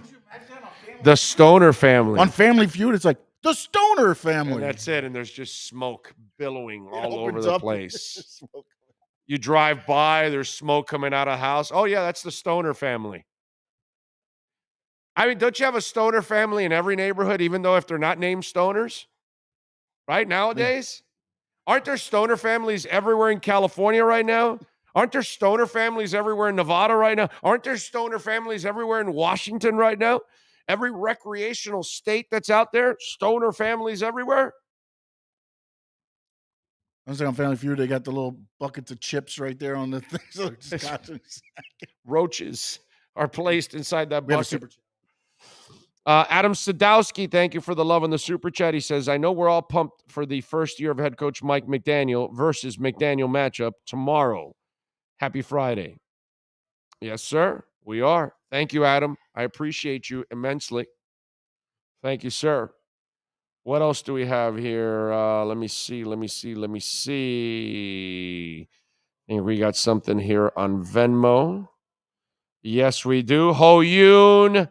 Thank you, sir. He says, happy Friday. Thank you, Ho Yoon, as always, coming through and giving us some love on the Venmo. Remember Venmo and what's it called? Cash App. You can always send a donation there through Cash Big O Show. That's Cash Big O Show. William, by the way, from Cutter's Edge says, let's figure out a promotion for a hat, 5-star Google review or something. There you go. There you go. There you go. So we'll come up with something for a Cutter's Edge hat. These hats are sweet. So yeah, I get it. And tomorrow we'll be sporting another sweet hat with our KSDT hat. I like it. And they didn't go. And what I like is KSDT. They didn't go like with some iron-on patch or anything. No. It's embroidered, baby. It's done the right way. It's the way you got to do it. Got to do it that way. What were you going to say? Marcelo Zuna arrested this morning in Atlanta for DUI. Marcelo Zuna, DUI. Wow. Sad. Is this his first one? I'm going to the story right now to double check that right now. I hope it's his first and his last. Look, I obviously none of us are going to condone driving drunk. And I think it could happen to any of us one time. It sucks. It's not, it's not the right thing for any of us, but we're all human beings and we can make that mistake. I've never made that mistake myself, but I can see anybody making that one mistake where you thought you were pretty straight and, I only had a beer or two or whatever. I only had a couple of glasses of wine. I only had 2 whiskeys or whatever. And you feel like you're fine and, you get tagged. I can see that. It's when I have a problem, it's when it's your second and your third and your fourth and your fifth. And that's when when it's habitual, then that means you're constantly driving drunk and you've only been busted. You know what I mean? So I hope it's only his first and I hope it's his last. I hope he learns his lesson because you definitely don't want to go the other way and think that you can get away with that stuff. It does appear to be his first, but it's his second time in 15 months that he's been arrested. He had an aggravated assault by strangulation, but charges were dropped. Oh, that was the female, right? Yeah. His then wife. Yeah. Against I then remember wife. that. Yeah. I remember that. Florida-born, Kentucky-bred. Thank you for the love on the super chat. And he throws in a sticker, too. I love the stickers. He gives us the hype. I like it. Does the sticker show up when you double-click it onto the screen? It just says super sticker, huh? That's lame. That's lame. See, listen, if they're going to take 30% of the donation, that's why we tell you to go to Cash App and Venmo because we get the whole donation. But if they're going to take 30%, they should at least transfer over the sticker. The hype sticker should go over because Florida-born, Kentucky-grown is, he made the effort, man. So thank you for the hype sticker. As you know, I like the stickers. Steve Chapman says, I'm just as optimistic about this season as everyone else. But with the new coaches, a new line, and new weapons, I think we need to amend the mission to 22 and tune up to 23 as the title. Yeah, no, 23 is the title, sir. We play the season in 22. We win it in February of 23. We'll see, Steve. We'll see, man. We'll see how everything goes. It's a good team. They have a lot of talent. They've won 9 and 10 games the last 2 years. If you can fix this offense, you should be a playoff team. Okay? You should be a playoff team. So let's see how it all plays out. You never know. But they're good enough to make it to the playoffs. It's up to Mike McDaniel to make it happen. And I think he's got the quarterback that if he can fix the offensive line in the running game, the quarterback's going to do his job. I truly believe that. I have all the belief in the world in Tua Tagovailoa. The Welton Rayom text line is 954-966.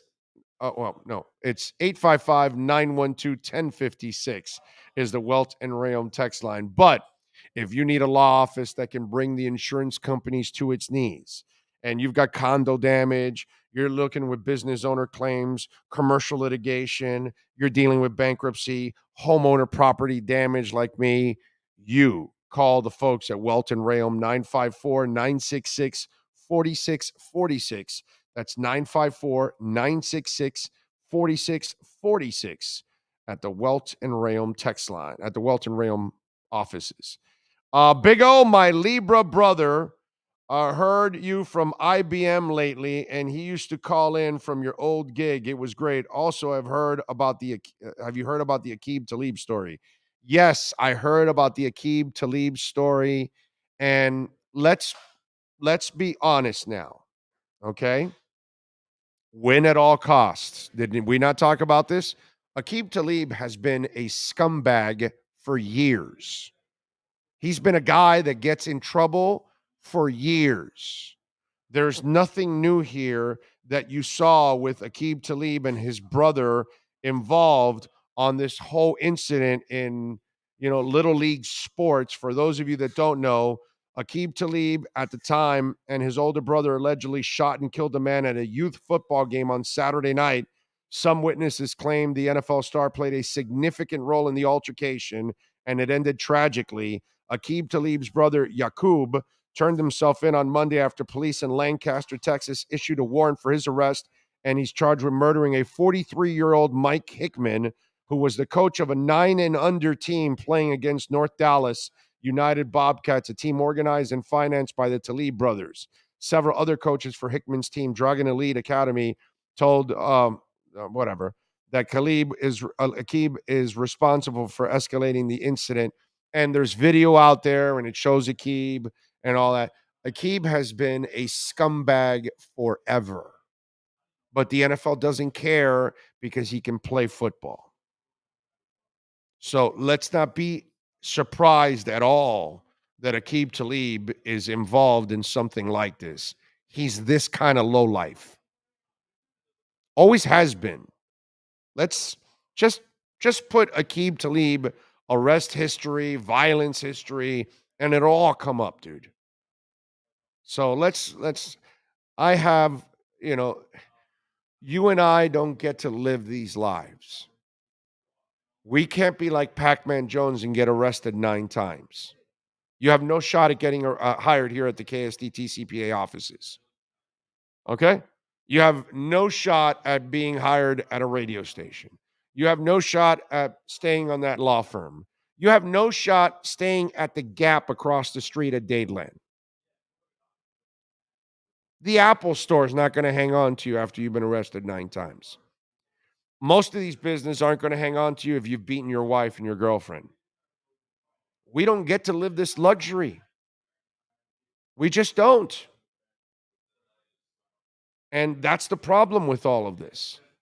These guys have an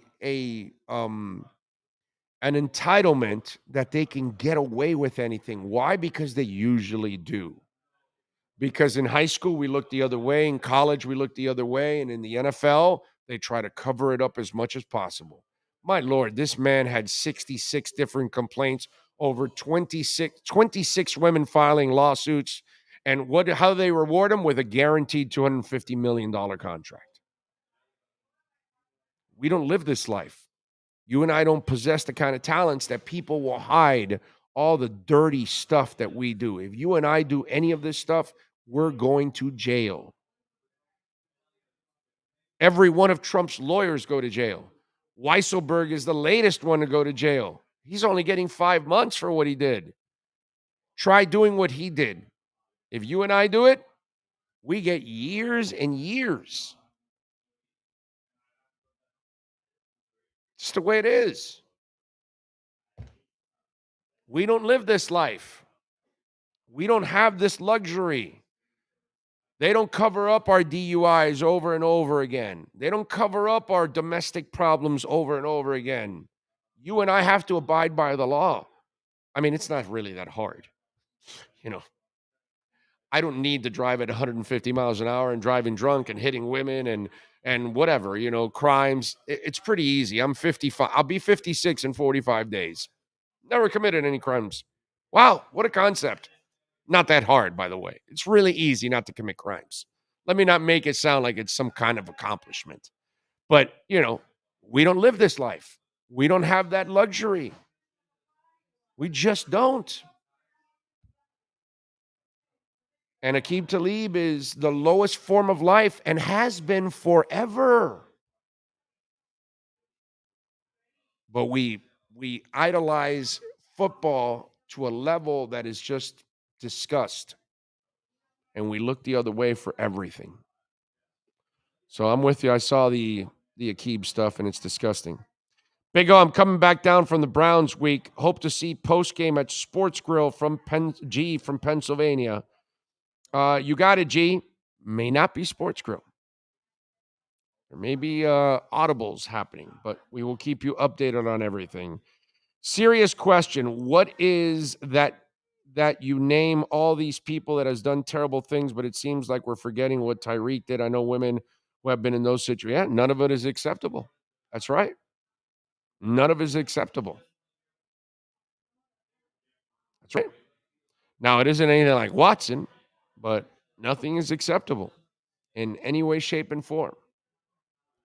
Following up on the Watson commentary you made, you just, what's most upsetting to the Watson living Tua hating fake Finn fans? The fact that we don't play the Browns with Watson at QB.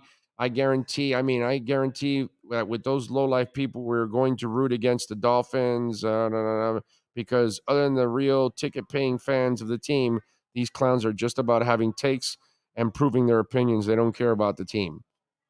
Well, it's not their job really to care about the team. You know what I mean? They don't. The people that cover teams, they don't have to be fans. I'm. A lot of media members will tell you, "Well, I'm not a fan anymore," and all that stuff. I'm the media member that will tell you, "Yeah, of course. I'm not going to lie to you. I'm a fan. I'm a fan of the Dolphins and the Canes and the Marlins and the Heat and the Panthers and Inter Miami and Miami FC and him or she and Florida FIU Panthers and FAU Owls and, Florida Memorial and anything that's local. I want them to win. I want them to do well. That's me. No, but I'm honest enough to tell you, yeah, but I'm also going to tell you if they're not doing their job, I'm going to tell you why they're not doing their job. Just because I love the team doesn't mean I'm going to sit here with pom-poms the whole time and tell you that everything is rosy. If I like something, I'll tell you. If I don't like it, I'm going to tell you. Okay? Just like the Panthers. I love the Panthers. Very few people in this world, it takes the owners and a couple of those people that are really close to the team. Very few people in the world want the Panthers to win more than I do. But I'm the first one to tell you, they're playing like pussycats. I'm the first one to tell you, you better go get yourself a real star on this team. And it wasn't because I was hating Huberto or hating the team or anything. No, I want him to win. I want what's best for him. And guess what? They thought the same thing I did. So the media member is not supposed to be a fan, not supposed to care about the team. They don't have to. That's not a requirement. That's where some of you're mistaken. Okay? It's not Omar's job to be a fan. It's not Alan Poupart's job to be a fan.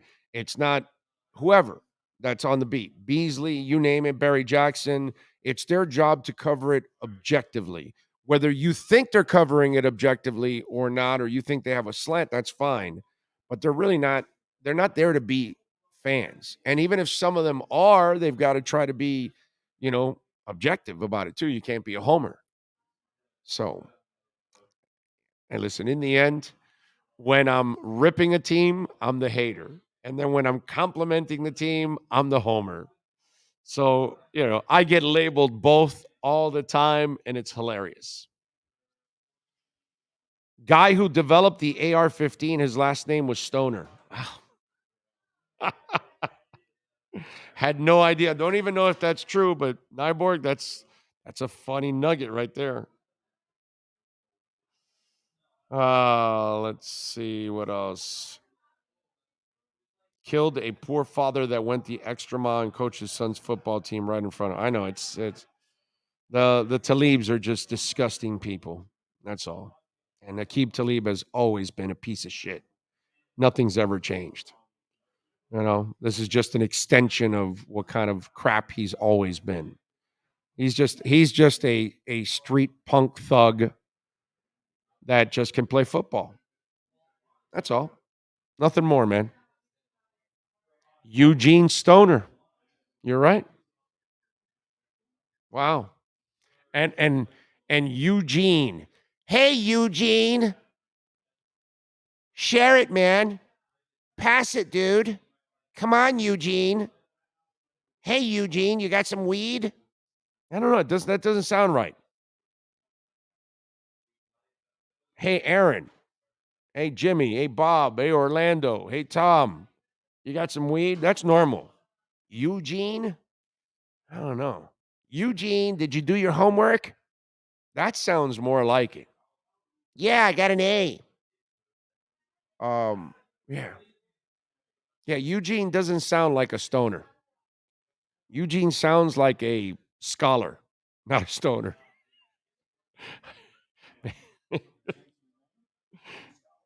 Eugene Scholar. It's more amazing that Keith Richards is alive or that Steven Tyler is alive. Now, I'm going to go Keith Richards because he's older and he's done more drugs. I don't think he ever went to rehab either. I think just drugs are just part of his system. You know what I mean? At least Steven Tyler's gone to rehab 86 times. So for a short amount of times, he isn't doing drugs. I think Keith Richards is on drugs all the time. Okay? One guy tweets, text back to the Welt and Rayom text line, 855-912-1056. Says, my bad, I meant that they were going to be Watson-loving Dolphin fans, that if we would have played the Browns with Watson, they would have rooted for the Browns just to prove he was better than Tua. Yeah.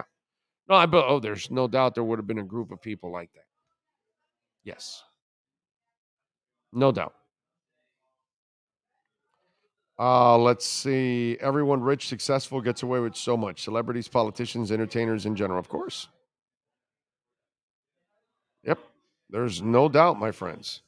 That's always been the case. Always been the case. Don't forget, Edge Energy Drink is a proud sponsor of our show. We love Edge. And folks, right now you can get 10% off. You can't buy Edge in any store. So if you want the Edge, you got to go online to myedgedrink.com. Use our code BIGO. Find out why it's delicious, why it's smooth, why it has zero aftertaste, and why it's only 78 calories. And if you're going to party a little bit this weekend, oh, what an elixir. Mix it with vodka, with my Grey Goose. It goes so good, man. Delicious, smooth, and zero aftertaste. The best energy drink on the planet. Support the great sponsors that support us. Go to myedgedrink.com. Use our code BIGO and get 10% off. You're going to love it, man. Edge Energy Drink. Absolutely phenomenal. All right. All right, let's take a break. Let's get ready for hour number 4 of the program right here on the Big O Radio Show.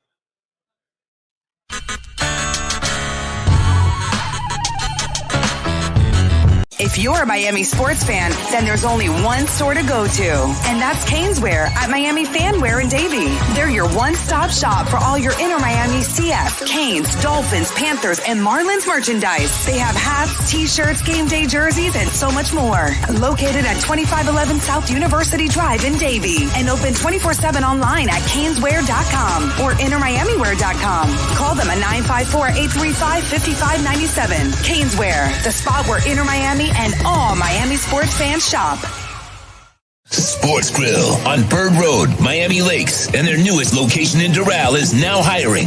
If you're looking to join a great company and South Florida institution, give them a ring or drop an email. Sports Grill is hiring all kinds of positions from hostess to servers, bartenders, or join the kitchen staff to craft some great food for their amazing customers. Please send your resume to m.cruz@sportsgrillmiami.com or call 305-219-5726. That's 305-219-5726. Sports Grill. Good food, good drink, good friends.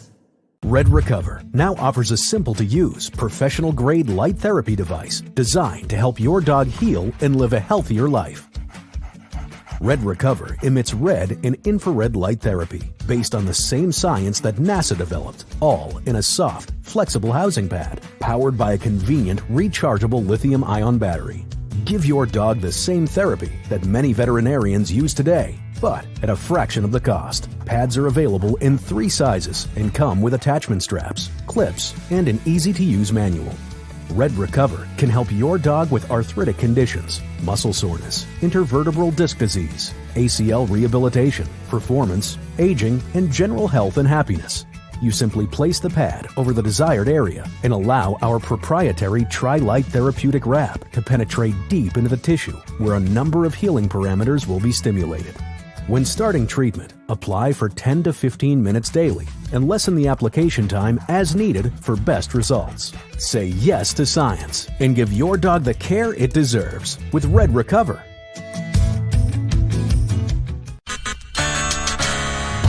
The viewpoints, statements, or beliefs expressed on the following program by the host, guests, or callers are not necessarily the opinions of FantasyXS.com, Media Group Inc., ownership, management, sponsors, or website.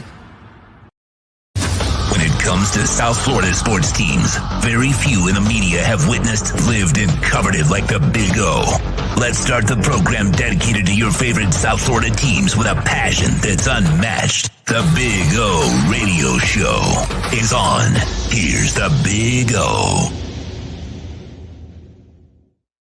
Alrighty, we're back, baby, here at the KSDT CPA offices here in Dadeland, our number 4. And guess who is joining us now? My man, Sean Williams. Yes, sir.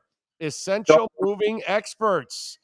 Remember, we tell you all the time, Sean is a big Dolphins fan. You go to his website, and Essential Moving Experts, they're in Dolphin colors, which is a beautiful thing. And Sean, how you feeling, my man? How you're looking good? How you feeling? Good. I'm doing great. I feel great and ready for some football tomorrow. Yeah, man. You're going to be down here, right? Yeah, I'll be down at the game. I got season tickets, so I always try to – I don't go to all of them, but I try to go to the important ones, and I'm hoping to see a few reps from Tua. Yep. Hey, by the way, he's in Daytona, okay? Is he? No, you. I'm saying you. Yeah, I want to point out to fans your dedication to the Miami Dolphins, and that's why I think the Dolphin Nation, man, if you guys need to move your home, your office, you got to use Essential Moving Experts because their entire business is in Dolphins colors, okay? Yeah.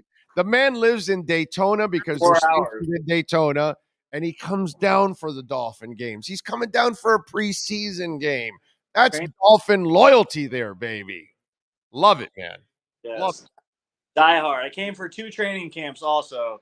Yeah, that's right. That's right. You came down for training camp too. That's right.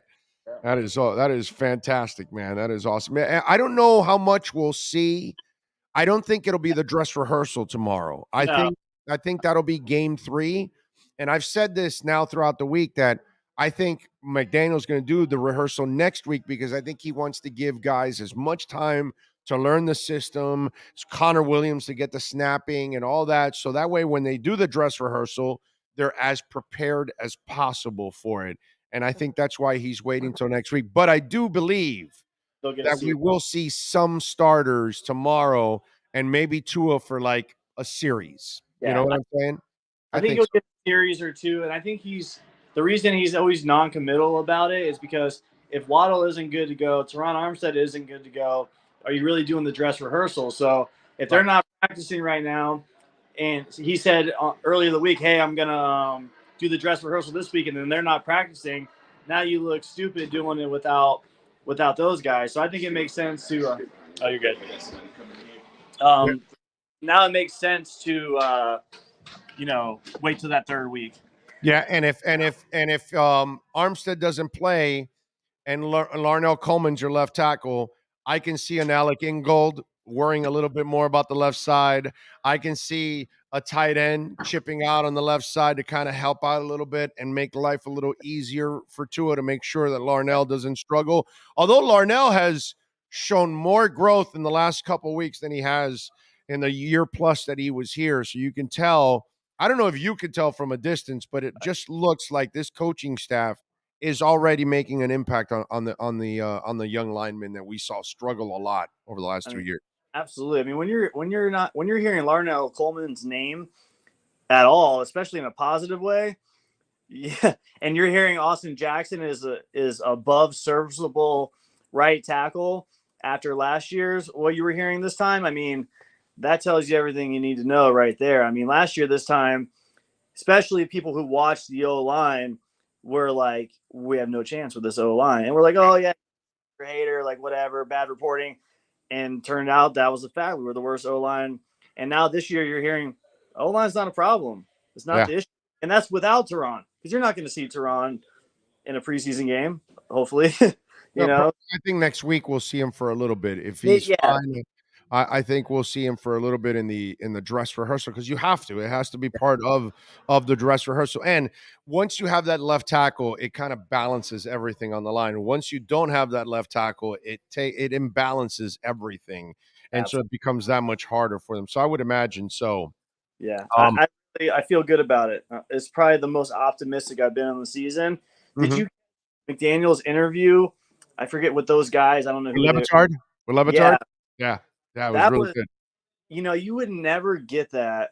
Not to be like a flow hater or whatever, but the fact that he even talked about the getting Tyreek process and giving fans the behind the scenes of Chris Greer coming and saying we might be able to get Tyreek, and he says, give him everything. Right. Give him the whole house.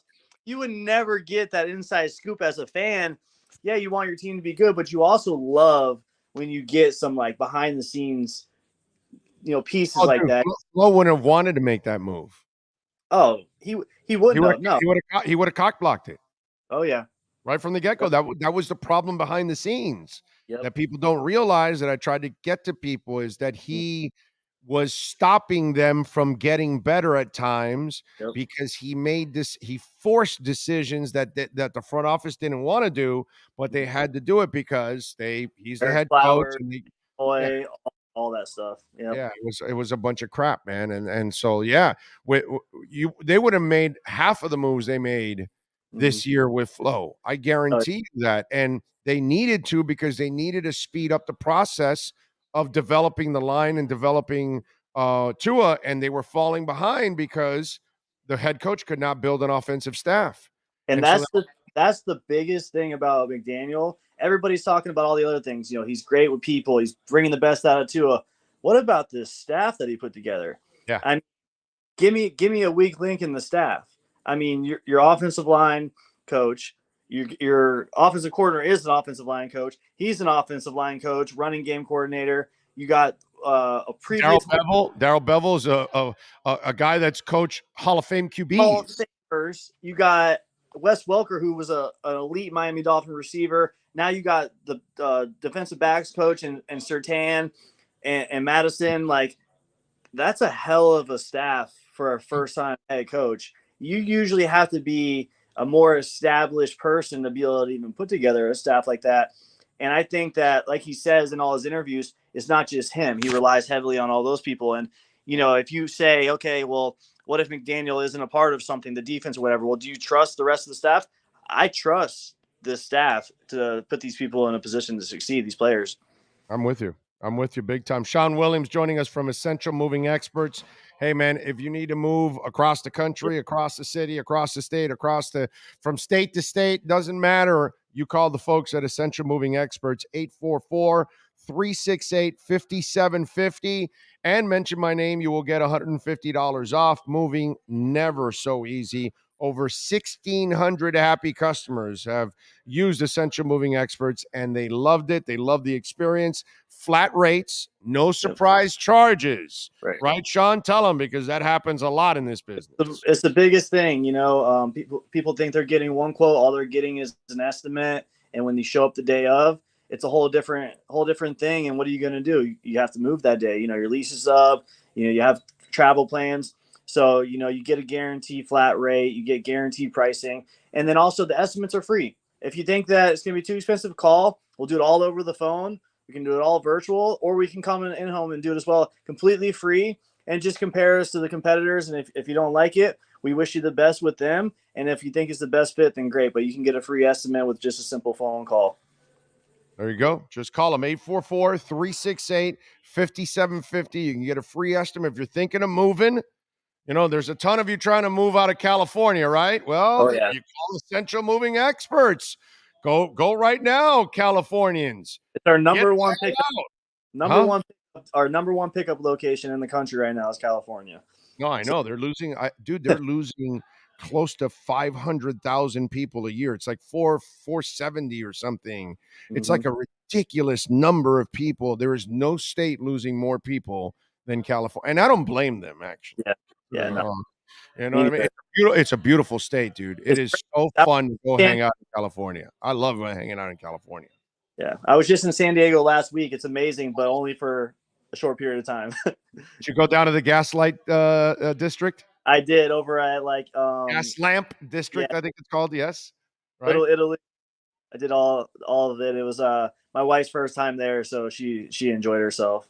Yeah, if you ever go to San Diego, obviously, if you're a baseball fan, the Petco Park is gorgeous, dude. But around it, there's an area called the Gas Lamp District, and it's full of bars and restaurants and clubs and all kinds of stuff. And it's a really cool area. I mean, San Diego is just it is. Pacific really also, we went over there, over to the beach at Pacific Beach, and went and saw the sea lions and stuff. It was great time. I love it there. I'm going to go back to the LA game. We're going to go to the LA Chargers Dolphins game. Okay. Go to the little different side of it, a little more party side over in LA, but we'll go. Oh, you get to see Tua beat Herbert again. That's all. That's we're going to put it to rest. That is the game. We put all this to rest. We beat him once. Nobody talks about it. Let's beat him again with the playoffs implication on the line. And we'll see who the better quarterback is. Oh, I love that. I love that, with the playoff implications on the line. They're out. Dolphins in. Yep. That's beautiful. All right. Go ahead. That game that can determine the trajectory of the playoffs. Like they missed one game in the playoffs. Yeah. You win one and we beat them. You can't say that he's the better quarterback anymore. You can't. Right. Listen. He now has what he needs to compete now. Yep. And if they do fix that offensive line, the running game, I believe in Tua. And I think he's going to be a hell of a quarterback. And I think he's going to be a crafty guy. I've already gone out on a limb, dude. I think he's like Joe Montana. Yeah. I think he's that kind of dude. He's going to be a clutch player. He's going to make the throws you need. He's going to be crafty back there. You just got to compliment him like any great quarterback needs to get complimented. We didn't compliment Marino enough, dude. No. If we would have, he would have won a title. Yeah. It's the same thing. It doesn't matter how talented you are. You're going to need teammates. And I think now he has a coaching staff and hopefully the right teammates to start to really grow, man. That's what I'm looking forward to. Yeah. I can't wait. I don't mind being wrong if it's the case, because we have the picks in the future to do what we got to do. But I feel like, he just was not given a fair opportunity until this year. This is it. And even this year, like, I don't even think we'll see the best. I think we'll see enough where everyone's like, okay, he's the guy. I think there's another level after getting a full year in this system. And then using those draft picks to fix a couple holes we may have, whether it's inside linebacker or depth at corner or whatever. You do that with those first, second, 2/3 next year. Now you're talking about another year in the system, another year with the comfortability and no more drama around him. 2023, Omar says it all the time. To his years 2023, he could go from great this year to elite next year, in my opinion, if he takes that step this year. All right, Sean, before I let you go, Dougie Fresh has got a question for you. He says, Sean, what's the weirdest item you've had to move? Oh God. How X-rated am I allowed to get on the show? Oh yeah, no, go ahead. Have fun. Go for it. Like a $4 million house in New Smyrna Beach. Really nice house on the river. Nice widowed lady. And she had a secret wall that opened up with a full sex room that she wanted us to move and pack. Obviously, she had cleaned everything and stuff like that, but she wanted us to all like beds and chairs and like all this crazy like what was The that harnesses, the chains, all that kind of stuff. You had to move all that kind of stuff. Yeah. So I think that was the most. So the toys she packed herself and she got rid of the toys. You guys weren't touching the toys, but you were touching all the bigger items and stuff. Yes, there was swings and beds and racks and and all kinds of stuff. So that was probably the weirdest, most unique experience on that one. The guy, and we didn't know about it until we went to go do like the in-home estimate, and my guys told me like, you have to come here. I'm like, oh God, what's going on? And I show up and they're dying laughing. And the lady's like, I'm thinking to myself like, she's comfortable enough to just let us do it. So we did, and it ended up going well. But that was probably the most like shocking, like weird thing that we've had to move for sure. Right, you'll never probably see her again. She'll probably never see you guys again. You're really not saying her name anyway, so it's not like anybody really knows. So yeah, it's one of those things. All right. How about what was the most difficult move you've ever had to make? Ironically, same city. And it was a lady who was a hoarder, and we went there, and it was probably like a 3,000 square foot church. And I'll send you pictures to your text message one day so you can see it. It was floor to ceiling, wall to wall. The only thing, she has like a little bed in there of just stuff, nothing that you would keep. It was just like pieces of wood, old furniture from the trash, broken TVs. I mean, it was just stuff, floor to ceiling, wall to wall. And we had reserved the move over the phone, so we never got a visual. And we showed up. It was 3 full trucks, 3 full days from Florida to South Carolina, and it was. And she wanted to move all the crap with it. Everything. I mean, there was stuff we were putting in the truck, and we're like, "Why is this broken piece of wood that was rotted going in the truck? An old rake that was snapped in half, but she wanted to keep it because she was like an artist and was going to create something out of it." It was, and then also on top of that, she wanted to stand over top of us and micromanage everything. So, which is fine. I don't mind when customers are specific with their items, but it was, that was the most difficult move because we're liable for the truck. So we have to pack it, wrap it. So you're like spending time wrapping things, and they're just such abstract items. You're like, I don't even know how to wrap this, and why am I wrapping this? You know what I mean? So it was a very unique move, but we got it done. She was super happy. She still to this day calls us and tries to talk to us and stuff because she's just like a talker and she loves like people. We had a great relationship, but it was supposed to be a 1-day move, 1 truck. Ended up being 3 full trucks, 3 days, just to load. Then you had to drive in, unload, and all that. But that was the hardest move for sure. There you go. Essential moving experts. They will go the extra mile, man. Flat rates, no surprise charges, safe and efficient loading and unloading practices all the time. Call Sean and the great people at 844-368-5750 and make sure you mention my name. You'll get $150 off. EssentialMovingExperts.com.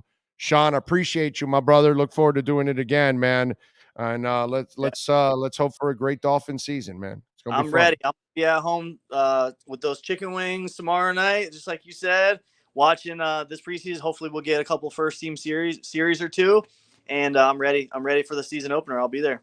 It's a beautiful thing. Fins up, my All right. brother. I appreciate you, Sean. Thank Have you. a great rest of the day. I appreciate it. You got it. There you go, man. Sean Williams, essentialmovingexperts.com. Again, 844-368-5750. Save the number. You never know. You might need it one day. You never know.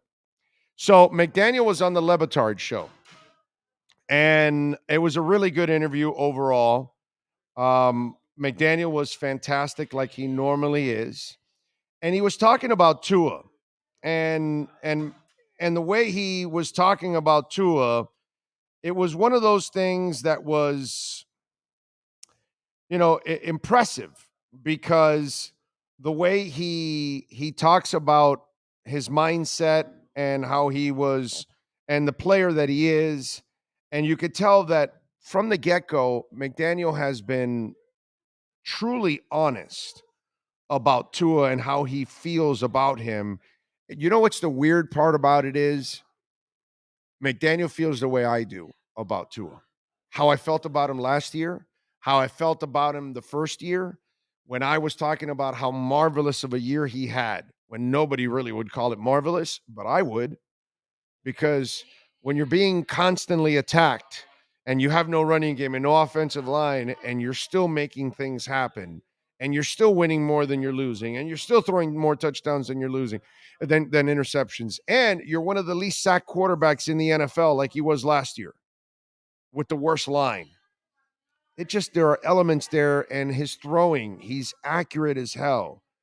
These are things that, for me, I was sold on the kid. I only had one doubt with Tua. There's only one reason that I would have stayed away from him, and that's injuries. The injury history, I could understand. I never doubted the player. So, Mike McDaniel was on with Dan Lebitard.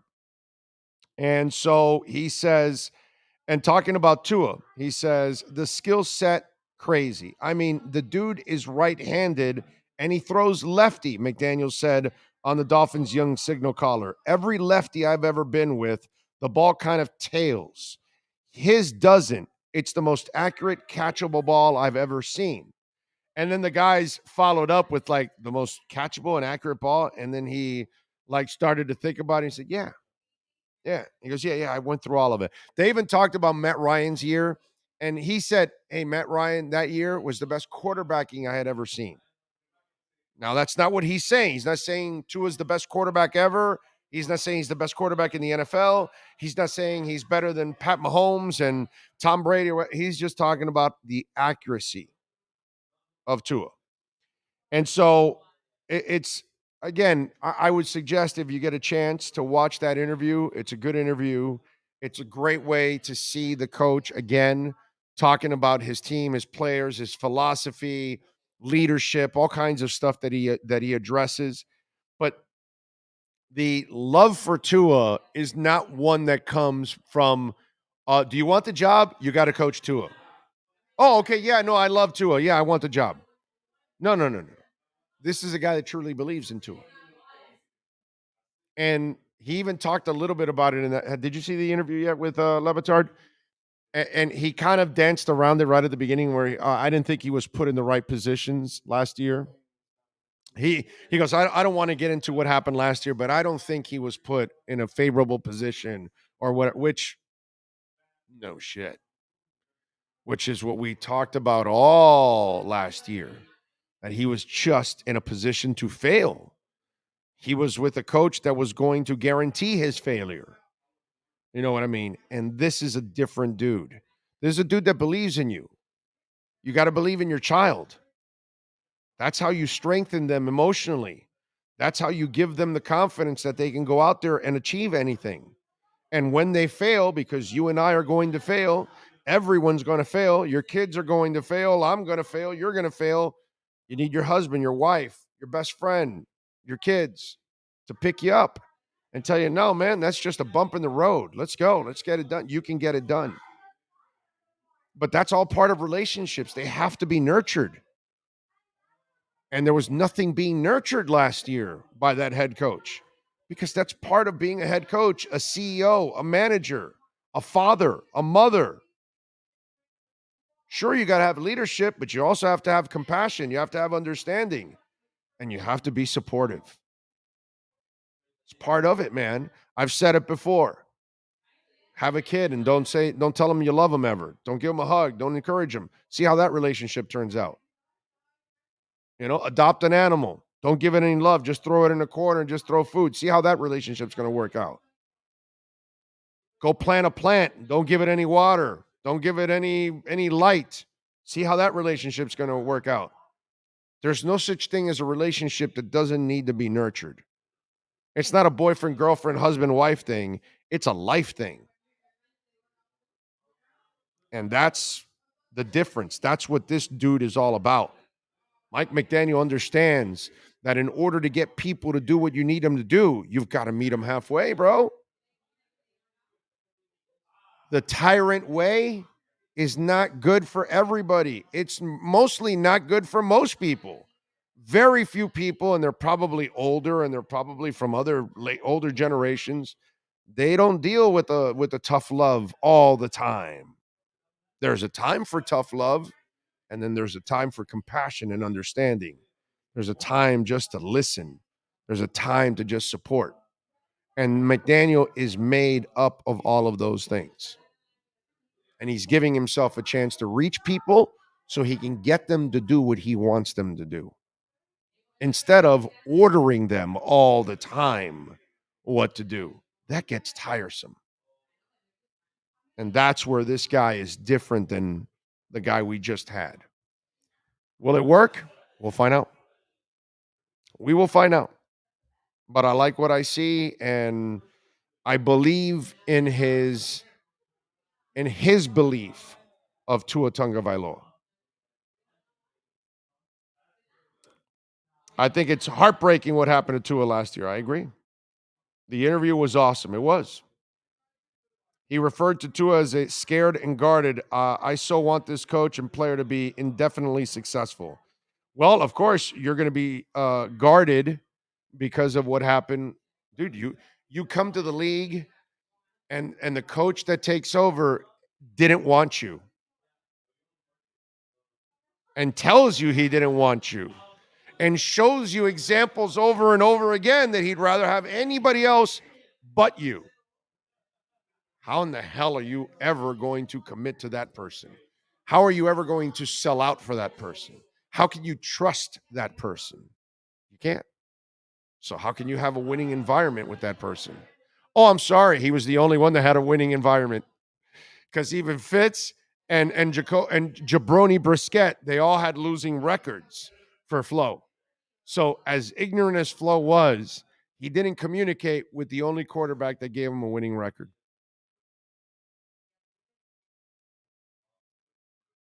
So I give him credit. Good stuff. All right. We are out of here. We appreciate, of course, everyone out here, Mr. Allen, and everybody at the KSDT CPA offices for making it nice and easy for us every single month. Looking forward to in a couple months, the KSDT Friday might be in a different place. We were just talking about that. Maybe that happens. That'll be a lot of fun. Anyway, so we thank Al and all the great people out here for making it nice and easy for us. Al was out here also, of course. Sean Stanley, the man that masters and puts this program together every single day. Ira Winderman, Manny Navarro, Alan Kenko, Craig Mish, Sean Williams. Those are all the folks that joined us here today on the show. If you missed any of those interviews, you can rewind right there on YouTube. And, of course, it'll all be podcasted, so you'll get to check it out. We will be on tomorrow around noon for a short show, and then we'll be on post-game for Dolphins and Raiders. So we'll be back. We shall see you on Saturday. Same time, same place, same bat channel. Have a fantastic and blessed weekend. Love you all.